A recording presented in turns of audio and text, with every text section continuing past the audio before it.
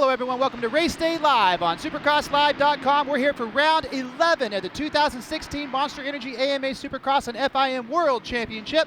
We're here in Ford Field in Detroit, Michigan. I'm your host, Andy Boyer, and this week I'm joined by two legends, legendary Supercross racer Jim Hollywood Holly and Fox Sports 1 broadcast journalist Ralph Shaheen. Welcome to the show, guys. Wow, thank you. Legend. Holly, I get, but man, thank you, Andy. Oh, hey, man, F1, MotoGP, sprint car racing, NASCAR, done a few Supercross. things. You've done a lot, man, and welcome to the show. We're here at round 11. It's been quite a series so far. Man, you know, I so look forward to doing Supercross every year because you just don't know what's going to happen. I always tell them when we have our production meetings or conference calls, see, the one thing we don't have to worry about is the racing. Just drop the gate. Those guys are going to handle it.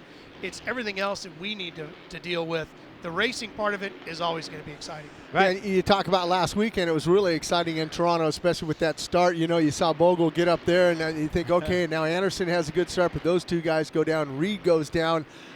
Tonight, a little bit different start. We got a little bit longer starting line like we had in Atlanta, where Andy's brother ran it in deep down there, and in Glendale, Arizona. But I think tonight, always traditionally, Pontiac's been around the longest of one of the Supercross. Used to, when I rode, it was 2 nights, but I always enjoyed when they went up in the stand.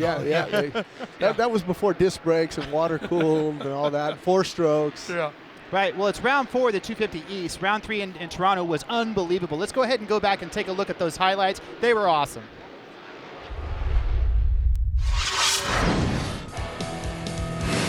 .250 East Championship in Toronto. Keep an eye on the first corner. It gets crazy as Malcolm Stewart gets into a couple of other riders. He gets dragged across the dirt as the rest of the field storms off to the next turn. Alex Fry on the Red Bull KTM would be out front with the whole shot. Riders down all over the place. And McGrath on the 30 makes the move on Bisceglia to take the early lead as the KTM rider moves to the front. But it would be McGrath's teammate, Justin Hill, the number 36, makes the aggressive pass over the triple to take the lead. All of a sudden, a few riders would start to suffer flat tires, and McGrath would be one of them as the Troy Lee Designs number 30 rolls to a stop, needing a new rear tire. Martin on the 6 would make the move, and with points leader Martin Davalos not here, that would be huge. It would put him in the points lead.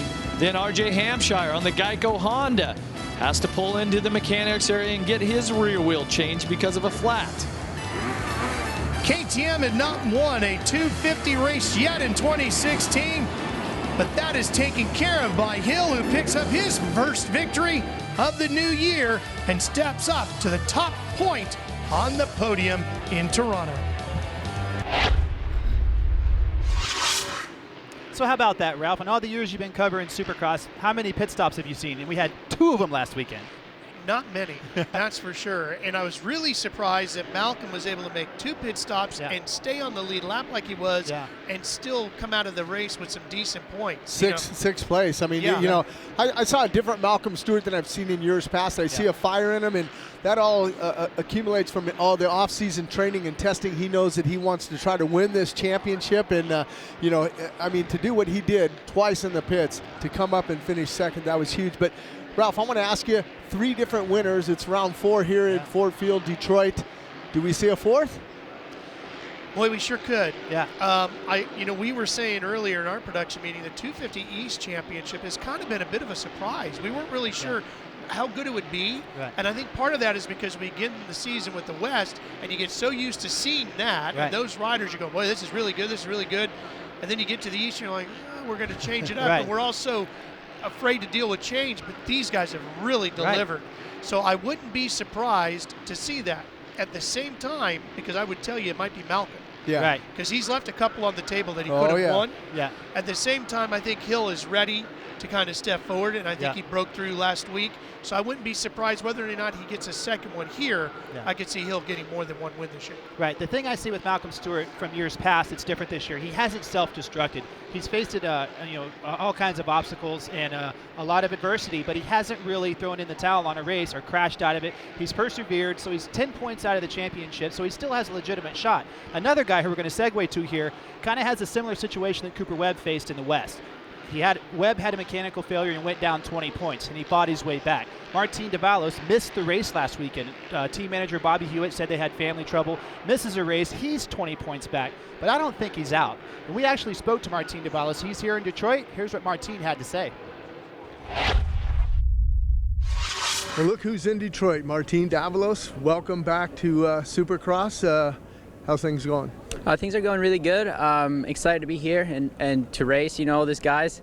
And new weekend, new goals, and new possibilities. So excited to be here. The track looks pretty cool, and ready to get rolling. You're 20 down, and I don't know if you know this, but Cooper Webb was 20 down on the West Coast there, and he made that deficit up. What's your mindset? I know you have some goals, but is it just win, win, win? It's just to do my best every weekend, take it race by race, not really think about the points, and I know just gotta focus and do the same thing I've been doing. We've been having really good weeks, and hopefully get good starts, and just stay consistent. At the end of the day, if it's meant to be, it will be, and I just want to keep pushing hard and race those guys.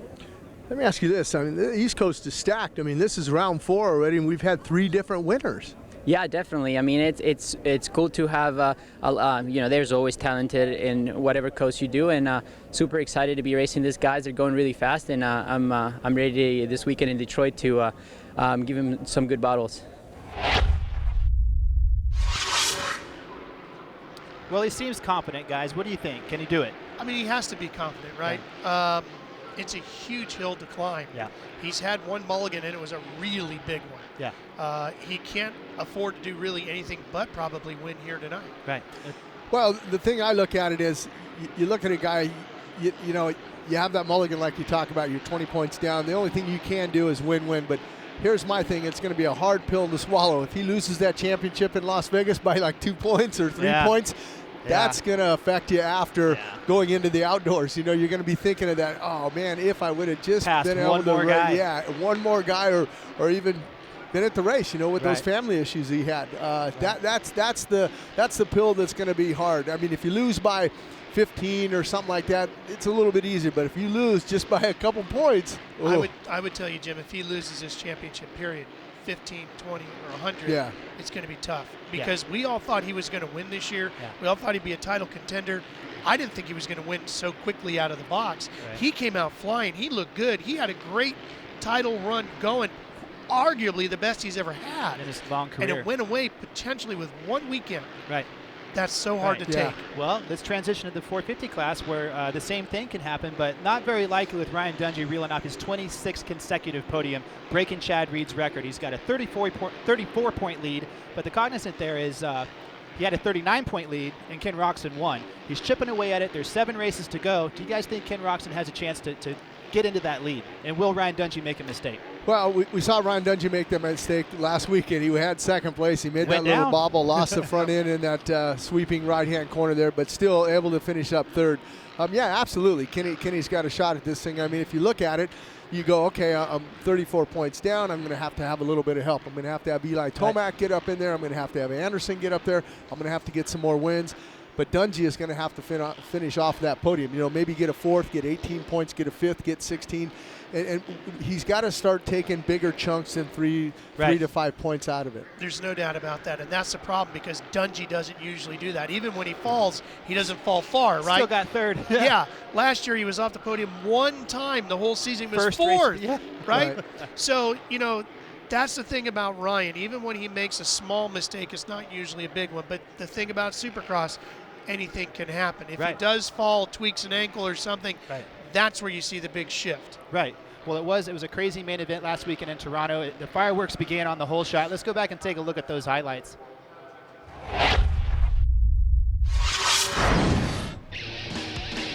Only one race in Canada for 2016. It took place at the Rogers Center in Toronto. A horrible crash for Chad Reed, and then an even worse situation for Justin Bogle.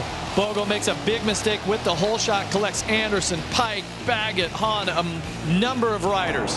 Fortunately, Chad Reed down here was able to get up and walk off the track. We look for him to go racing next week in Detroit.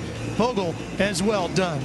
Meanwhile, as Chad Reed walks off, the battle for the lead was on. Tomac had it, and watch Roczen right here.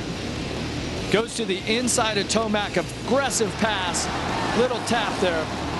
Roczen steals the lead. Tomac, who looked really good early on, pretty much gave all he had to try to keep Dungey behind him. Couldn't do it.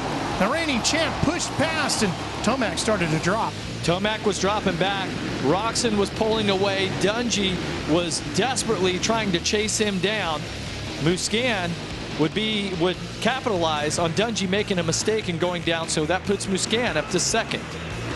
Checkered flag would fall for Ken Roczen. He won at Phoenix, wins in Dallas, and adds Toronto to the list of victories for 2016 for the rider on the RCH Suzuki. You know, guys, that was just one of those main events where the 94 just wasn't going to be denied. You could tell about 3 or 4 laps in, Ken Roczen's going to win this thing. Well, the thing about it is, you know, his times, even during the qualifying, really weren't, you know, he wasn't on the radar. He was kind of off the radar a little bit, but no, it was a great win for him. We had a cameo from you there at the beginning of that clip, though. What can I say? You know, I saw Chad's bike laying down there, and, you know, everyone was attending to him, but I want to get that bike off the track because I knew the guys were coming around real quick, and, if I can lend out a helping hand and help somebody out and get a bike off, I'm all about that. It's a good move. I'm not going to throw my leg over and ride for Chad, though. You know, it's crazy when things like that happen at the beginning of a main event, Ralph. How do you keep your levels? You know, how do you absorb all that? You know, anything can happen, and then you got Chad Reed down, you got Bogle sending it into the quad, and then Anderson flips. That's a lot of things happening at the same time. I have no idea, Andy. You know, you get asked questions like that a lot, and I don't know. I don't know how those guys do what they do, right? I think it's one of those things where we all have, I don't know if it's a God-given talent or an ability or what it is. We just process it, and I'm able to do that and get through it. Right. That doesn't mean I'm any better than anybody else at any particular thing. It's just something I'm capable of doing. I'm watching and I'm doing it, and I can honestly tell you I'm just truly a fan watching it, and this is just what I'm thinking as it's happening. Right. Well, speaking of watching it, me and Jim were down on the track yesterday, and this track's a lot different than last weekend. The dirt's a lot more hard-packed. We have the monster sweeper. We have 260 feet of whoops and a 300-foot starting line. Let's go down and check out this week's track package. This week's track segment from Detroit.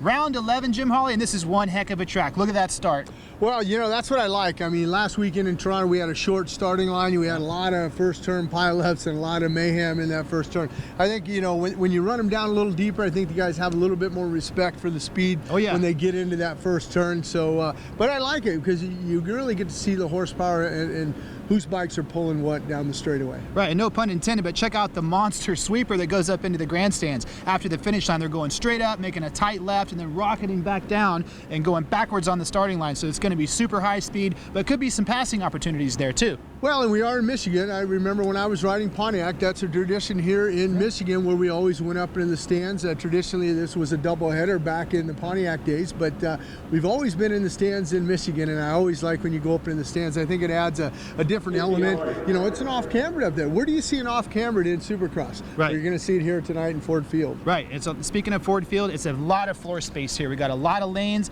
really long rhythm sections. You know, it kind of reminds me a little bit of Glendale, a little bit of Atlanta, a little, you know, so that kind of lends itself to a guy I'm thinking of, maybe Ken Roczen, that's on a roll right now. What do you think? Well, and you talk about Glendale, that's where Kenny Roczen got, you know, his first there. And, you know, Kenny's got a lot of momentum. You know, he's got 3 wins on the season now, and last weekend with that win up in Toronto, we'll see what happens. But, you know, Dungey's, you know, he's like an NFL quarterback. He's just managing the clock right now. Round 11, we got a few more to go here, and he's got a pretty good point lead still. Right. He has a good point lead, but the Wolves are coming, hopefully. But to talk about this track a little bit more, the dirt, it's a little bit dry. They're putting a lot of water down on it. There's a little bit of rocks in there, too, so we might see some handguards. And, you know, who knows, that could come into play in the main events. But it's a big track, a long start. We're going up in the stands. It's going to be an exciting night of racing. And there you see, there's the monster sweeper right there, going up in the stands, old school style, Jim. Yeah, and I like this because it is a sweeper. In years past, you just kind of went up and it was a 180 and you came right back down. A lot of guys, if they, made a mistake up there, a bunch of guys would run into them. I think this kind of opens it up a little bit where if someone does have a problem on the inside, you're able to go to the outside there, and then you come back down there and you go back down the starting line straight away. That's going to be interesting. We're going to see the horsepower come out of these big 450s and 250s. Right, it looks like more of a high-speed design, Ralph. Yeah, and the times show it, right? We've seen some really seconds. quick times today in the first few practice sessions, and I like the diversity, the variety that our Supercross track crew brings each and every week. There's always something different to challenge the riders and to get the fans excited, and I think that's what you have to do, and this is great here. Yeah, it's been a great championship. We've had right-handed starts, we've had soft, we've had ruts, we've had huge long start straightaways, over and under bridges. So brutal whoops. Yeah, really long whoops like tonight. Exactly, and these ones are different. They're not, they're not going to break down. These are hard. I don't think you're going to see the fellow track crew out there reshaping these very much. I think Chad Reed's going to like that if they keep them gnarly and stuff. But we have this week's Kawasaki track map, and Ralph and Jim are going to go through it, take a look at some of those rhythm lanes and some of the different timing sections. Let's roll it. Well, this is fun, Jim. Usually it's Jeff that gets to do this. We got a very long straightaway here, traditional football field straight, 100 yards. And I like this right out of here. You're going to immediately, hopefully someone can pick up $1,500 for that whole shot, but a nice rhythm timing section. This at the end here, it's a double single, or some guys can triple this. You're going to come back across the starting line, a little step up here, and this is that first set of whoop sections that we talked about, Ralph. Running down through here, you got a little bit of a break. There's no jump. They flatten that out. Then you get into the whoops, and then after this, Ralph, that left-hander. And this is a rhythm section. Jeff and I are eyeballing from our TV booth, and we think there's some variety in here. This rhythm lane here could be a telltale for the night. Yeah, out of this right-hander, you're just kind of basically going to land on the downside double, up and over the Monster Energy finish line, and this is that Monster sweeping turn that we talked about, that sweeping left-hander, and you rock it back down the straightaway backwards into the right-hander. Great opportunity for the engine guys to show what they can do here tonight. And one more rhythm lane to work our way through here as we get back to basically where we started. Yeah, you talk about that, also the horsepower, but also I kind of look to the MotoGP guys, the Jorge Lorenzos and the Rossis, who can outbrake the other rider going down into that. That's going to be a key point also. It's something that we don't regularly talk about, but braking is so important. It's kind of overlooked in a lot of ways because we all look for the excitement of the horsepower side of it, but who is good on the brakes and then able to transition it back to the throttle, it's going to be such a big key. Right. Well, let's do a little bit of bench racing here. A guy that's had 4 podiums this year, 3 in a row, the number 25, Marvin Musquin. Jim predicted when we got to the East Coast he was going to really step up his game. He has. He's come close to winning a main event. I see Marvin Musquin doing really well. A guy that got a bad start, well, he had a good start but went down hard. Jason Anderson came back up through the field. I think he's going to do well. What do you guys see? Who are some of your standout guys? I mean, I think, that we talk about Marvin Musquin, with that 3 podiums in a row. And we talked about earlier when we were on the West, we saw a podium out of him in Oakland. But I said, wait till we get to that East. He's familiar with that dirt. The track's going to be a little bit more technical.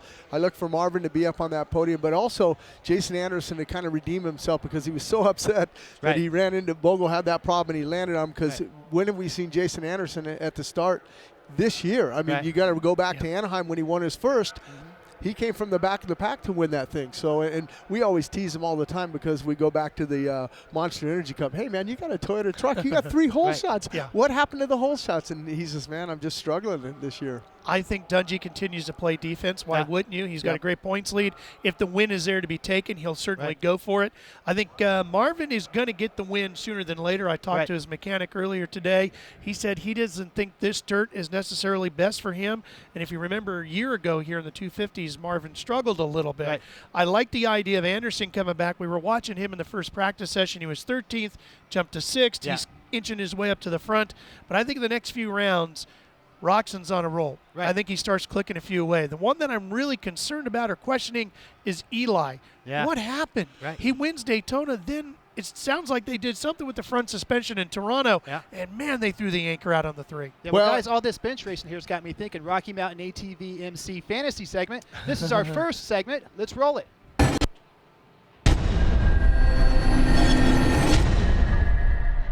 I'll go Go ahead, Jim Hawley. Well, and another guy that I don't know if he's going to be available for the win, but he's making his second debut. We saw him the number 33, but this time he's on a factory Kawasaki. Josh Grant will be here. So with that 7th, just sitting on the couch, came to Daytona. Ralph, you were there. I thought he rode brilliant to finish up in 7th. We'll see how he looks tonight. Well, as you know, what happens for these guys like Grant when they show up like that, there's no stress. Right. There's no pressure. I don't have to win.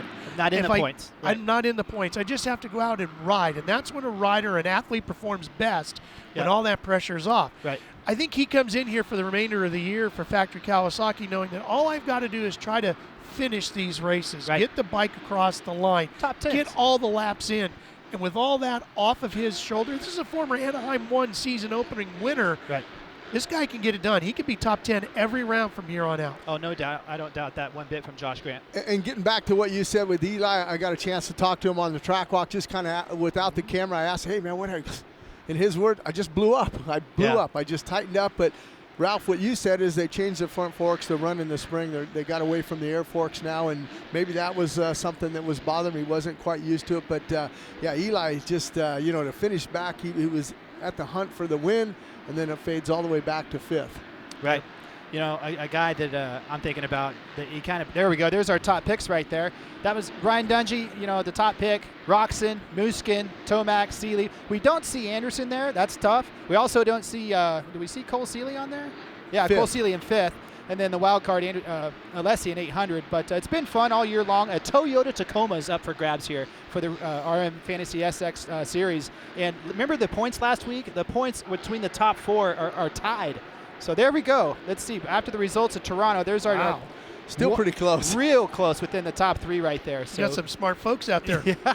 Well, hopefully they've been watching Race Day Live, and hopefully our information has helped them make their picks and watching the practice and qualifying sessions themselves. But Cage Keller there, he's on his way to a Toyota Tacoma coming up. Well, and I think the hardest thing to pick here, Ralph, is that wild card 15th. They got it this weekend. It's 15th. You saw Alessi last weekend. AJ Catanzaro got that 15th. But each week they change. It could be 9th. It could be 11th. It could be 13th. That's the hardest one for me to pick, the 15th this week in Detroit. Right, and remember to go to rmfantasysx.com. Before we got into that segment, I was just thinking, you led me into it with Ryan Dungey. I remember last year, it kind of seemed like some guys were approaching him a little bit in the points, and all he did was just put his foot on top of their head when they were standing in the water and started reeling off more wins. I don't think he's going to falter. I think he's going to get stronger. Adversity's hit him. He made it through Daytona. He made it through a crash. He doesn't get bad starts. I really want to see Ken Roczen, win another one and close it up. His primary sponsor, Soaring Eagle Casino and Resort, is here. This is their local race. We're going to have them on the show today. But as much as I want that, the number 1, the defending champion, 26 podiums in a row, I just see Ryan Dungey not letting up. Yeah, no, he's not going to let up, that's for sure. But if the win, like you said, Ralph, presents itself, he's going to go after it. But I don't think he's going to do anything stupid, especially if his teammate Marvin Muskin's leading this thing. Hey, let's let Marvin win this thing. We're 1-2 right now. He's a very calculated rider. He's not going to make any mistakes. You got to remember that when he was chasing Ryan Villopoto for some of those championships, who made the mistakes? Ryan Villopoto in St. Louis and gets injured. Things like that, you're not going to see a Ryan Dungey do those type of mistakes. This is a guy, and everybody needs to think about this. And I know sometimes it's hard to see it when it's right in the middle, right? But this is a legendary career we're building here for Ryan Dungey. Absolutely. And this is something that days from now, years from now, we're going to talk about. And you remember Dungey and how that guy rode? I saw Jeff Stanton here earlier today. That's exactly the kind of career we're looking at. Different style of rider, obviously, but it's going to be those kinds of numbers that we talk about when Dungey's all done. It's been an interesting evolution of his career. When he first started, he made so many changes to the bike. His head he was always wondering what to do, and it cost him a lot of opportunities. He's worked past that. Now he's to the point where he is, no question about it, at the absolute pinnacle of the game. Everybody's behind him trying to figure out, how do I catch this guy? Mentally, he's better than they are. Physically, he's as good, if not better, than the rest of them. It's that mental part that makes the difference. You know that. That's where he's got the edge on the rest of them. He is so fine-tuned on that part of his game with how he's working with Alden Baker and all that. he's really tough to beat. Well, you've seen a change in him. I mean, I've seen it even this year with, when qualifying goes out. You never really saw Ryan Dungey right at the front. He kind of was in the back, just taking his time. But that and his starts. I mean, the starts have been phenomenal this year for him. And I've talked with him and I've talked with Eldon about that. And I said, I know this might hurt to say it, Ryan, but you're riding kind of Villapoto-esque. Right. In the fact that when Villa was here, the gate would drop, he would go, he was attacking right out of the box. Right. Dungey would come out of the gate, maybe top 5, kind of seeing what's happening, then lurching towards the front. He said, you know what, you're right. I've rethought that, and that is what I'm doing. And Eldon says, look, when he goes out for practice, if I don't think he's attacking hard enough right away, I make him come in. Yeah. And we talk about it, we start over. Right. And that's a process and a mental side you have to develop. Right. And it's hard to get there. Right, and it's a delicate balance. It is. Of all the statistics in his pedigree, the one that blows my mind throughout his career in the 450 class since 2010, you know how many times he's finished out of the top 10? Twice. Yeah. It's incredible. Twice. I'm going to go back to the old school days. There's a statistic that I like to. Bob Hurricane Hanna, 9 wins here in Detroit. Wow. 9 wins. And granted, you had the back-to-back races in Pontiac, and he'd win back-to-back. But 9 wins, that's a pretty phenomenal number right there. I don't know if Ryan will end up on the Mount Rushmore of our sport with the GOAT and the King and whatever else you think after that. Those two obviously are always going to be there. But he's got Hall of Fame stats already. Yeah. And he's running in rarefied air. Right. And he's going to stay there. Right.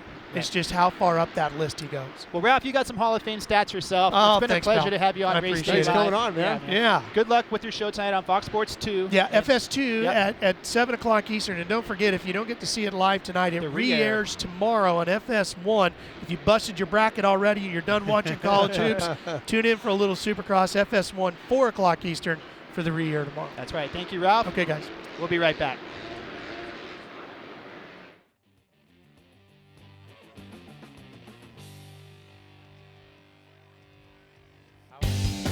AMSOIL. Let nothing stand between you and a great day of riding.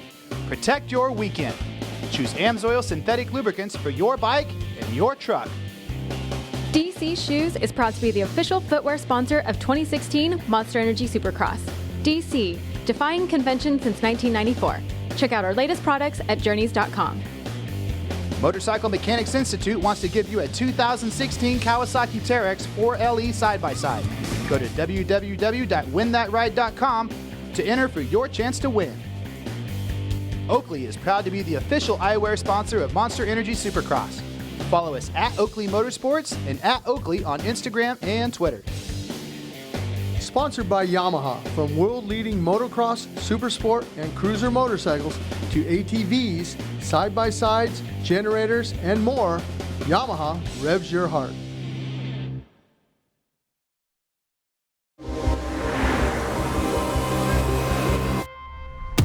There's a lot of performance hidden in these tires. These tires are insanely good. Selected as a Consumer's Digest Best Buy. If this is what experts thought about Cooper tires, imagine what you'll have to say. They're impressive on all surfaces. Put Cooper tires on your car today. High RPM aggressive riding takes a toll on your engine. Extreme heat adds to the challenge. AMSOIL synthetic dirt bike oil synthetic base oils resist viscosity loss. The oil provides a protective film against wear to gears, bearings, and pistons. An extreme simulated start test and on-track testing with professional riders reveals AMSOIL synthetic dirt bike oil delivers bulletproof wear protection. AMSOIL synthetic dirt bike oil. Out front performance.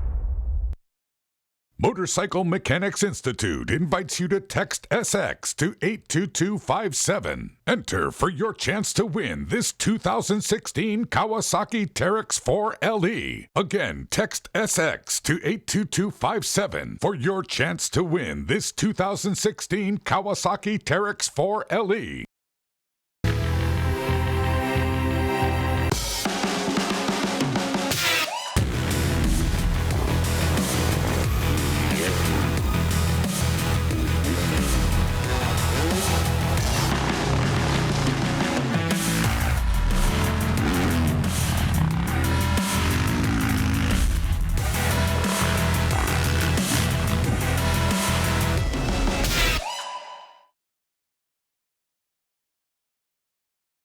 What's up, guys? Chase here at Rocky Mountain ATV MC, and it is time for Fantasy Supercross.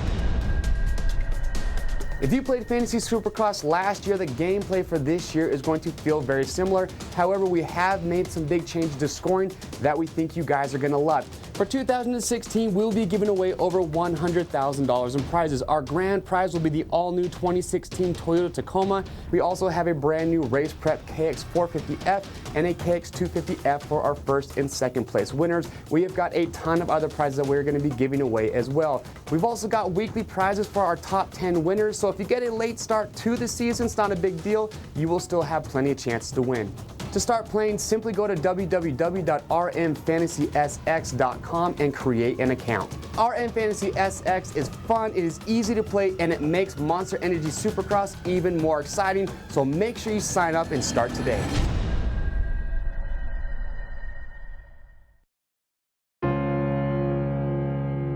Your journey to work, to play, to see places you've never seen before. It's not where you're riding, it's who you're riding with.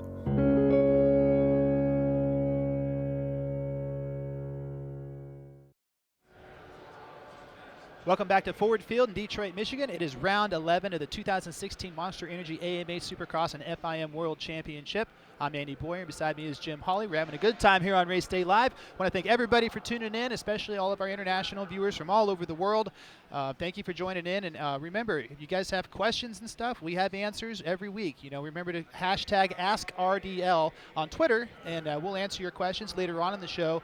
We'll answer the ones that you guys sent in last week. But so far, so good, Jim. Track looks good. Long section of whoops. Big start. Good dirt. I think that the Feld track crew is probably happy they're not doing as much work as they had to do last week in Toronto, but a fabulous track that we have here. It's not going to break down. It's going to be great tonight. And I think all the guys like it. You know, you look at each of the free practices and the qualifying. You look at some of the guys in the C and B, and everybody looks to be doing everything. So that's a good sign, and I think it'll be great. You know, speaking of the C practices, our buddy Logan Carell, who's going to join us here on Race Day Live later today, made his first main event last weekend in Toronto. Well, and you see that the confidence starts to rise. He makes a main event. He's all happy and everything. And look, he's at the top of the board with a 56.7. 51.7 rather. I got to put my glasses on. That's okay. Yeah.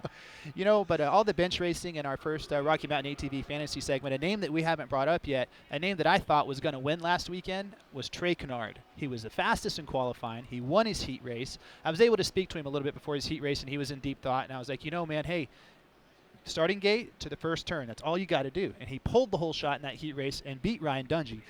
In the main event, him and Chad Reed got together. He got a bad start, and he just couldn't recover. Well, the thing about it also with Trey is you got to remember what happened to him here last year. You know, this is where he got injured. Weimer. So, yeah, you come back to a race, you know as well as I do, Andy, anytime it's kind of in the back of your mind. So I don't know if he's going to be in the hunt for the win tonight, but definitely a podium. You know, he wants to, you know, that 7th last weekend in the main event. Yeah, it was okay for what he had problems in that main event, but Trey is absolutely fast. And like you said, he just, you know, he walked away with that win. Right, he did walk away with the win. But there we go. We're on track right now. It looks like that's 250B getting ready to take off. Should be. Yep, that'll be the B-boys. We'll notice if it is. We'll notice Miss Vicky Golden will be out there. And they're getting ready to take off the MX versus ATV Supercross Encore starting light. Vicky Golden making the night show last week. You know, that was the second time in her career that she's done it. But she did it, I don't want to say, you know, she did it legitly in Las Vegas. It was fair for everybody. And but last weekend she beat a lot of guys out and made it into the night show. It's a good feat. Yeah, I think she was 36th or 37th fastest, and they take the 40. But now she's got another goal to set. You got to continuously keep making those night programs, and now to become the first female to make a main event. That's going to be her next goal.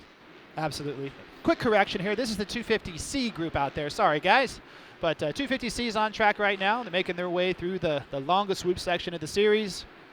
But so that just gives Logan Carell even more credibility there for being the fastest one in the 250B group.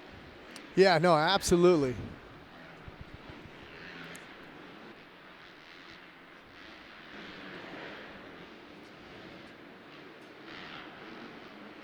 There they go, rocketing out of the monster sweeper there, all the way down that long straightaway into that tight right-hander. You know, we're going to see some block passing going on there for sure tonight, Jim Hawley. Yeah, and this section up here, this is where, you know, some guys you see triple in the middle, and then you're going to double, single to that inside. We've seen some guys triple to the outside here. And then after that, you're going to come across and you're going to try to read the mechanics board. As we see the FMF mechanic board right there, stick it out there, and they're just telling the guys, hey, come on, let's go. The track's good now. Right. You would have noticed that jump right there by the mechanics area. Before the mechanics area, they shaved off about 2 or 3 feet from it, Jim, because nobody was utilizing that outside line, and everybody was going to the inside. Now with that jump being a little lower, maybe it'll be a more of a passing opportunity. They just took off about 2 or 3 feet. But like you said, Jim, throughout the season, the field track crew, they take advice from the riders, and sometimes they'll change some stuff up. Yeah, and I think it's good. I mean, you want to make, you know, you ultimately want to make these guys happy because they're the ones that are putting on the show out there for us. So, you know, if they can help something out like that, maybe we'll see some guy send it coming out of that left-hander and just jump out to the flat. Yeah, jump out to the flat. We'll see what happens. On our screen right now, that was number 547. That is Zachary Burnett out of Tennessee. Yeah, Zachary looking good. That's the problem with, you know, some of the guys in this C group, you know, that's why their mechanics are telling them, you know, hey, you got to get out there and you got to go hard, you know, right away in the beginning. Oh, no. This guy went a little too hard. Too hard. They got the foot peg messing up the tough block there, but we're glad. That's why those tough blocks are put in a position. You can tell the racer himself is now and cut it off there. Yeah. He's okay. He's just like, come on, guys, you gonna get my bike up? I still got about 7 minutes to go. That's on the back side of the rhythm following the whoop section there. Who was that rider? Couldn't see his number. He was upside down, Jim. They don't generally put their numbers on their skid plates. But 746, there we go. 746 is Chase Stevenson. He's okay. Sponsored by AMSOIL there. Now the key is for Chase to start that motorcycle because it's been upside down like that. The old monster sweeper's looking like it's shaping up good. Down into 3rd and 4th gears. Stevenson's going to shake out the cobwebs a little bit. Looks no worse for the wear there. Just a little trip over the berm. Yeah, those tough blocks, they do a lot. You know, they save the riders and they also save the motorcycle from bending up a bunch of parts. There's that jump we were speaking about where they shaved off the top of it. I believe that's going to make these racers try that outside line a little more. But going through the top 5 here, it is Martin Costello with a 52 flat, followed by Matthew Weekly, Michael Sims. Number 547 that we just spoke about was Zachary Burnett and Chaz Braden rounding out the top 5. There's our buddy Stevenson there, 746. He's rolling again.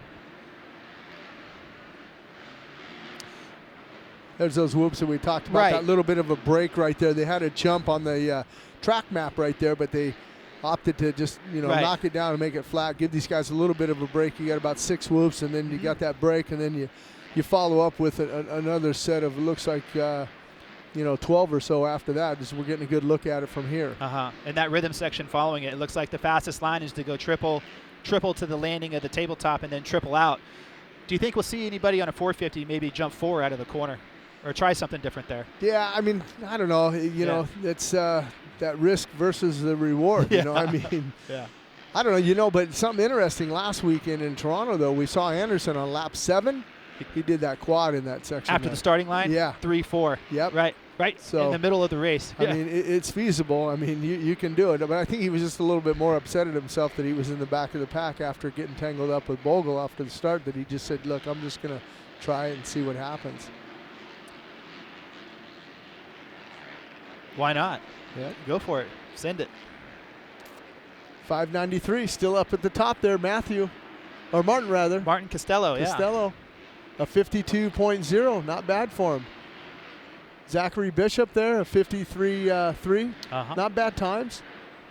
I believe Logan Carell was the fastest in the B group with a 51.7, I think we said. Yeah. So, a little bit, but that's what we were talking about earlier in the show, that how close, everybody's doing all the obstacles, and you really don't see. So I think the lap times are going to be really close here, especially for that next group coming up the A. Oh, hang on. There. Yeah. Jeff Emmett would call that the huckabuck in the whoop section there. And it was fun having Ralph Shaheen on the show. Really grateful for him to join us here on Race Day Live. You want to talk about a guy that's seen everything, MotoGP, F1, sprint cars, But he, what the cool part about Ralph is one of the biggest passions in his motorsport career is Supercross. He loves Supercross. Yeah. Why wouldn't he? Yeah, it's a great sport. That's right. Exciting. You never know what's going to happen. Each week you get different tracks thrown at you. You got different obstacles out there. We got the prettiest girls. Yep. Speaking of that, Miss Juliana Daniel, Miss Supercross 2016, is also going to join us on Race Day Live today. It's going to be fun to talk to her. 746, that's our guy that went over the berm for a little bit. He's back rolling, hitting the triples. See if he triples out of here. No, he doesn't. Up on his feet, walking off the track.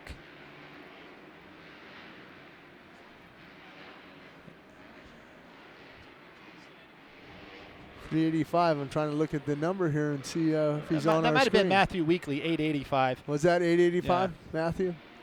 Regardless, he's okay. That was a pretty spectacular crash right there, though. It could have been a lot worse, but he went down with the ship, so to speak. It is 885. Yeah. That's Mr. Matthew Weekly. All right, Matthew. Yeah. Now you know what to do when Yeah. the next practice comes out. You gotta go just a little bit farther on that section. But I think it all started on the downside. He didn't quite downside it, and he still went for it. Yeah, you can't do that, but he'll be okay. Coming up next, we should have the 250A group in qualifying, so that's going to be exciting. He's sitting third, Matthew Weekly Weekly, there. he's with getting a around the track very well. 53.6. Not bad. He'll be all right. It looked scary for a little bit. I saw his Well, his hands hand come off the bar yeah. in the middle of the air, and I was like, oh, no, he's going to abandon ship. Yeah. And, you always want to try to hang on to that yeah, thing. I don't know, man. I was always, depending on the situation, if the front tire was down a little bit too far, I got out of there. You always went down. I just don't think that he realized that he was going to come up short, and I don't think he was holding on as tight as he wanted to. And right. You saw him take that jar, and then his hand came off on the throttle side. And once your hand comes off, then your balance is all wrong. That's why I always like to kind of hang on to it, keep that balance, squeeze that tank. If I'm going to come up short, I want to hang on to that thing. Yeah, I don't disagree with that. And because if you miss it, right. Well, if you miss it, there's a big berm right there. Yeah. If you launch off of that thing, then you're in really deep trouble. Like Anderson did back in Anaheim earlier in the season that you saw here on Race Day Live. Right, and there's the top five. Pretty much stayed the same throughout the whole practice. It was Martin Costello, Zachary Bishop Burnett, Matthew Weekly, who went down there, who we were just speaking of, Chaz Braden, and Aaron Leininger. Rounding out your top five. In the 250C qualifying number one. Coming up next, we're going to have the 250A guys, and I believe Malcolm Stewart was the fastest one in the untimed practice earlier. Justin Hill looked good. Martin Davalos looked pretty good. Yeah, looked really good. Yeah. So we're going to see who's going to set the fastest time in their first qualifying effort. They're pushing out there into the MX versus ATV Supercross Encore starting line. The long starting line this weekend. Yeah, they'll definitely get into fourth gear, that's for sure. Oh, yeah.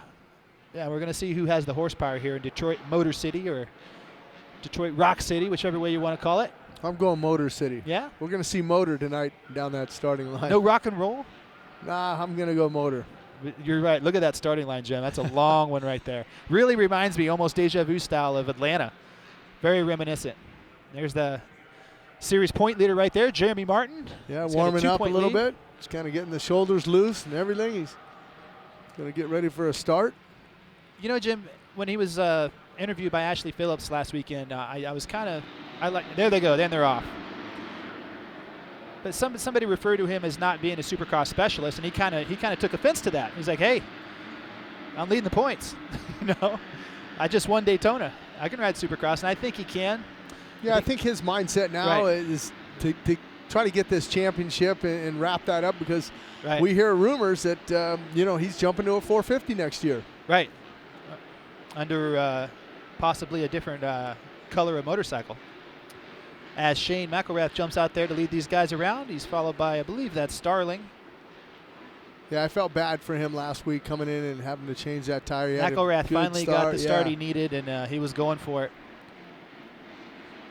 But I don't know if he was going to beat his teammate, though, Hill. Hill was on it, but he was definitely in line for a podium, that's for sure. It's kind of cool, and, you know, my colleague Steve Mathis talks about it sometimes. He says these guys are delicate little flowers, which they're not, but what he means by that is it's mental.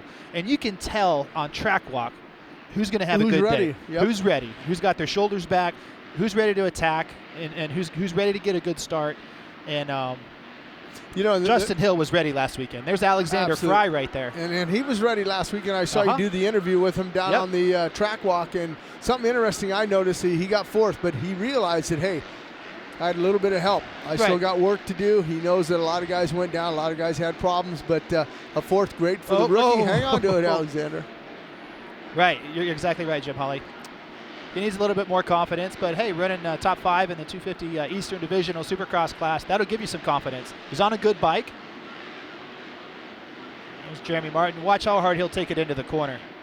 Yeah, he's got good technique on the brakes. There's Bowers. Bowers won a heat race last weekend, came up and passed Jeremy Martin, and then had some issues in the main event, going down twice. Yeah, he's definitely flattening out the whoops right there, too. That's his strong suit, coming from the 4-time AMSOIL ArenaCross champion. And going back and forth now with Starling. Right. There's Malcolm. I asked him if he Gannon Audette. Yeah, I mistook him for Starling there at the beginning, but Gannon Audette, he's actually riding really well this season. Not as well as that guy, though. There's a win waiting to happen. You know, he had it in the palm of his hand in Detroit. Who knows what? Whoa. Move out of the way. I'm coming through. I'm going to hit your front wheel as I come out of the corner. Yeah. If he wins the championship, Malcolm Stewart, he'll look back at Toronto and that ride that he put in that was twice. One that did it. How's that saying go, Jim? You win your championships on your bad days, right? Yeah, that was a bad day for him. Also, it was bad for a lot of guys. A lot of guys put in great rides. But Malcolm, I think, you know, I asked him, I said, did you save that jersey or throw it away? I'd save it. I mean, that was a good ride for him. I talked to him in the airport the next morning, and I said, hey, I saw you getting chewed up by that rear tire there. I said, are you okay? And he just kind of gave me a stare and turned around and pulled his shirt up. He goes, what do you think? And he's chewed up pretty good. He had an old Dunlop MX32 mark on his rib cage. But he's tough. That's not going to slow Malcolm Stewart down at all. Jeremy Martin getting around the track, getting the triples down, working really closely with Johnny O'Mara. Bowers at the top now with the 49-1. Speed's not a problem for Tyler. Tyler can get the job done on the stopwatch. And I think he has the confidence after winning that heat race. He just needs to get those lungs up and get his stamina going. But Jeremy Martin, he has a chance to do what he hasn't been able to do in 3 seasons, is win the Supercross championship. Well, and he's got a very slim lead, 2 points over Hill, 10 over Malcolm Stewart, 20 over Davalos and Plessinger, and then Bowers 30 back. So Bowers a full race back already. Look at the top of the leaderboard, Jim Holly. Kind of a surprise there. Tonis is fast. You know, it's just he's got to put together those 15 laps with a 48.4 for the man from Switzerland, Arno Tonis. He reminds me an awful lot of Christophe Pourcel when I talked to him on track walk. Very mellow, reserved, you know. Yeah, hopefully we'll see Christophe Pourcel come back in a couple weeks. These guys get a weekend off, and then we head out west to Santa Clara April 2nd. We'll pick up that west coast there, and hopefully Christophe's ready to go. Yeah, hopefully he's okay. Those neck injuries, the C3s, are very scary. But as Bobby Hewitt told us, you know, it's as good as it could possibly be. So there's Bowers, big kid. Yeah, I'd like to see him on a 450 next year, as well as Malcolm Stewart. That one right there too. Yeah. I'd like to see Malcolm. Yeah, I think he's going to be a really good 450 rider. Obviously, you know, look how aggressive his riding style is. Yeah, Brandon, he said that Malcolm's brother James tweeted in. He did. He did. You know, James always watches Race Day Live and sent us a nice tweet. So hello, James Stewart. Hope you're having a good day today, and we can't wait to see you back whenever you're ready to come back. But whoa, uncharacteristic mistake there. Going to go around the whoops. Oh, Jim's getting mad. Jim's getting upset. That should be one of our questions on RDL. Ask RDL. Yeah. You know, the thoughts of the guys going Right. around the whoops. Well, in their defense, you know, they're getting a chance to look at the whoops because you remember you can't really stop to look at something. But if you're on the outside of the track, it gives you a different perspective. Maybe you want to see one of your competitors, but everybody goes back and they look at film and how guys are getting through the whoops as Right. we're watching Alexander Fry right now, 128. Plessinger, yeah. had a bad weekend last Yeah. weekend. Had a good weekend here for Matt Michelia, third for his team. Yeah, the Mad Racing Yoshimura Suzuki team led a couple laps in the middle of all that mayhem and then fell back a little bit and gathered it back up and put that number 32 Suzuki on the podium. Yeah. Very good and fortunate for his sponsors. Brand new team. Sure, Pat Alexander at Suzuki was very happy. 9-1. Speed's not a problem for Tyler. Tyler can get the job done on the stopwatch. And I think he has the confidence after winning that heat race. He just needs to get those lungs up and get his stamina going. But Jeremy Martin, he has a chance to do what he hasn't been able to do in 3 seasons, is win the Supercross championship. Well, and he's got a very slim lead, 2 points over Hill, 10 over Malcolm Stewart, 20 over Davalos and Plessinger, and then Bowers 30 back. So Bowers a full race back already. Look at the top of the leaderboard, Jim Hawley. Kind of a surprise there. Tonis is fast. You know, it's just he's got to put together those 15 laps with a 48.4 for the man from Switzerland, Arno Tonis. He reminds me an awful lot of Christophe Pourcel when I talked to him on track walk. Very mellow, reserved, you know. Yeah, hopefully we'll see Christophe Pourcel come back in a couple weeks. These guys get a weekend off, and then we head out west to Santa Clara April 2nd. We'll pick up that west coast there, and hopefully Christophe's ready to go. Yeah, hopefully he's okay. Those neck injuries, the C3s are very scary. But as Bobby Hewitt told us, you know, it's as good as it could possibly be. So there's Bowers, big kid. Yeah, I'd like to see him on a 450 next year, as well as Malcolm that one Stewart. right there too. Yeah. I'd like to see Malcolm. Yeah, I think he's going to be a really good 450 rider.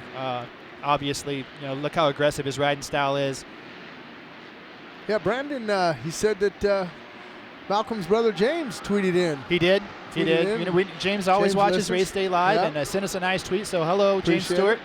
Hope you're having a good day today, and we can't wait to see you back whenever you're ready to come back. But whoa, uncharacteristic mistake there. Going to go around the whoops. Oh, Jim's getting mad. Jim's getting upset. That should be one of our questions on RDL. Ask RDL. Yeah. You know, the thoughts of the guys going around the whoops.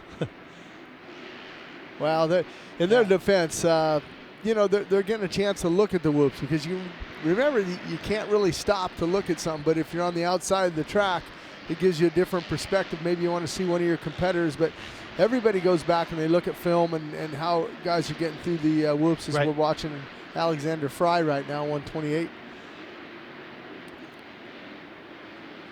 Plessinger, yeah, had a bad weekend last weekend. Had a good weekend here for Matt Michelia, third for his team. Yeah, the Mad Racing Yoshimura Suzuki team led a couple laps in the middle of all that mayhem and then fell back a little bit and gathered it back up and put that number 32 Suzuki on the podium. Yeah. Very good and fortunate for his sponsors. Brand new team. Sure, Pat Alexander at Suzuki was very happy with that performance. You know, a lot of folks were looking at a championship out of Plessinger there this year, and just hasn't had the racing luck. Well, you got to go back. He's only 20 points out. Look at what his teammate did on the West. We talked about it with Webb, and he's right there with Davalos, 20 back. You know, things happen in racing, but you're getting a chance to look at the Monster Energy leaderboard with Arno Tonis still up there, Malcolm Stewart second, Davalos third, Jeremy Martin and Tyler Bowers. That's going to round out the top 5. And little over 2 minutes to go. You see Bowers trying something new in the rhythm section there. Yeah, but the thing about it, Andy, is you're looking at it like you got a 48.4, 48.4, 48.5, a 48.8, and a 49. That is really consistent on the lap times. Everybody Whoa, is real Tonis, close. front end high there, big time. Hang on to it.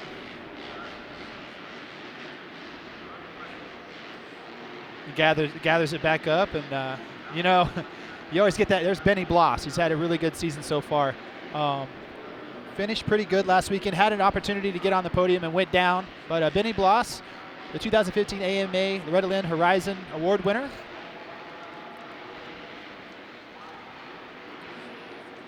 Tonis could sneak up and get on the podium. Just needs to start. You mentioned Benny finished up 7th last week in Toronto. That was a great ride for him. Well, he was in 3rd for a while, for a long while. And those whoops last weekend were just chewing people up. They got cupped out and rutted, and Tonis looking really smooth right now. Yeah, he needs a good finish. I mean, see if he gets through the whoops better this time. Triples in, triples, then skims the second set. Perfect. Yeah, 10th for Arnold Tonis last weekend, and he's sitting 12th in the points. So not what Mitch Payton expected for the man who runs that number 66. No, Mitch wants wins. There you go. Did you see that? Yep. Jumped on the tabletop and jumped Did something different. Right. Looked pretty fast, too. Sure some other riders are going to take notice of that when they go back and see a few more guys doing it. Right, with a little under a minute to go, it is Arno Tonis, the fastest, with a 48.4, followed by Malcolm Stewart, Martin Davalos, Jeremy Martin, and Tyler Bowers rounding out the top 5. Time running out in 250A, qualifying number 1.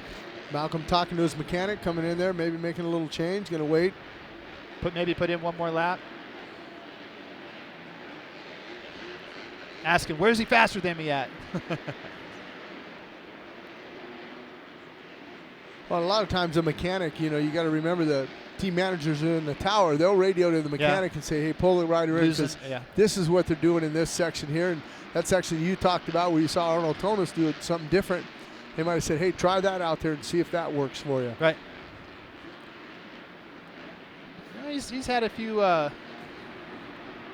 close calls, but he's been fast, and sometimes that's what it takes. Well, and the other thing, too, is he's healthy this year. Last year, you know, he was battling a sickness there, and I don't know what happened to the finish line, but we see the checker flag. Yeah, the timing got off a little bit there. Yeah. It says a minute 52. A minute ago, it was 50 seconds to go. So. Right. It's over. Right. It is over. So we got some guys finishing up some laps out there. Jeremy Martin's out there on a heater. But there is the rundown. Arno Tonis, the fastest. 250A qualifying number 1, 48.4, Jim Hawley. Followed very closely by Malcolm Stewart with a 48.48. And we're going to get to hear from Ashley Phillips and Arno Tonis there to see who's the fastest qualifier there. Yeah, I'm still writing down some notes. I got my glasses and how on. he did it. Yeah, no, and Martin Davalos in that 3rd with a 48.5, so very close in the on the times. Right, super close. Well, look who jumped up to the top. He came out of the mechanics area. Made a change. Said, where is he faster? Oh, okay, I'll go out there and go faster this time. So there's the updated rundown of the 250A qualifying number 1, Malcolm Stewart, the Heat, the fastest one.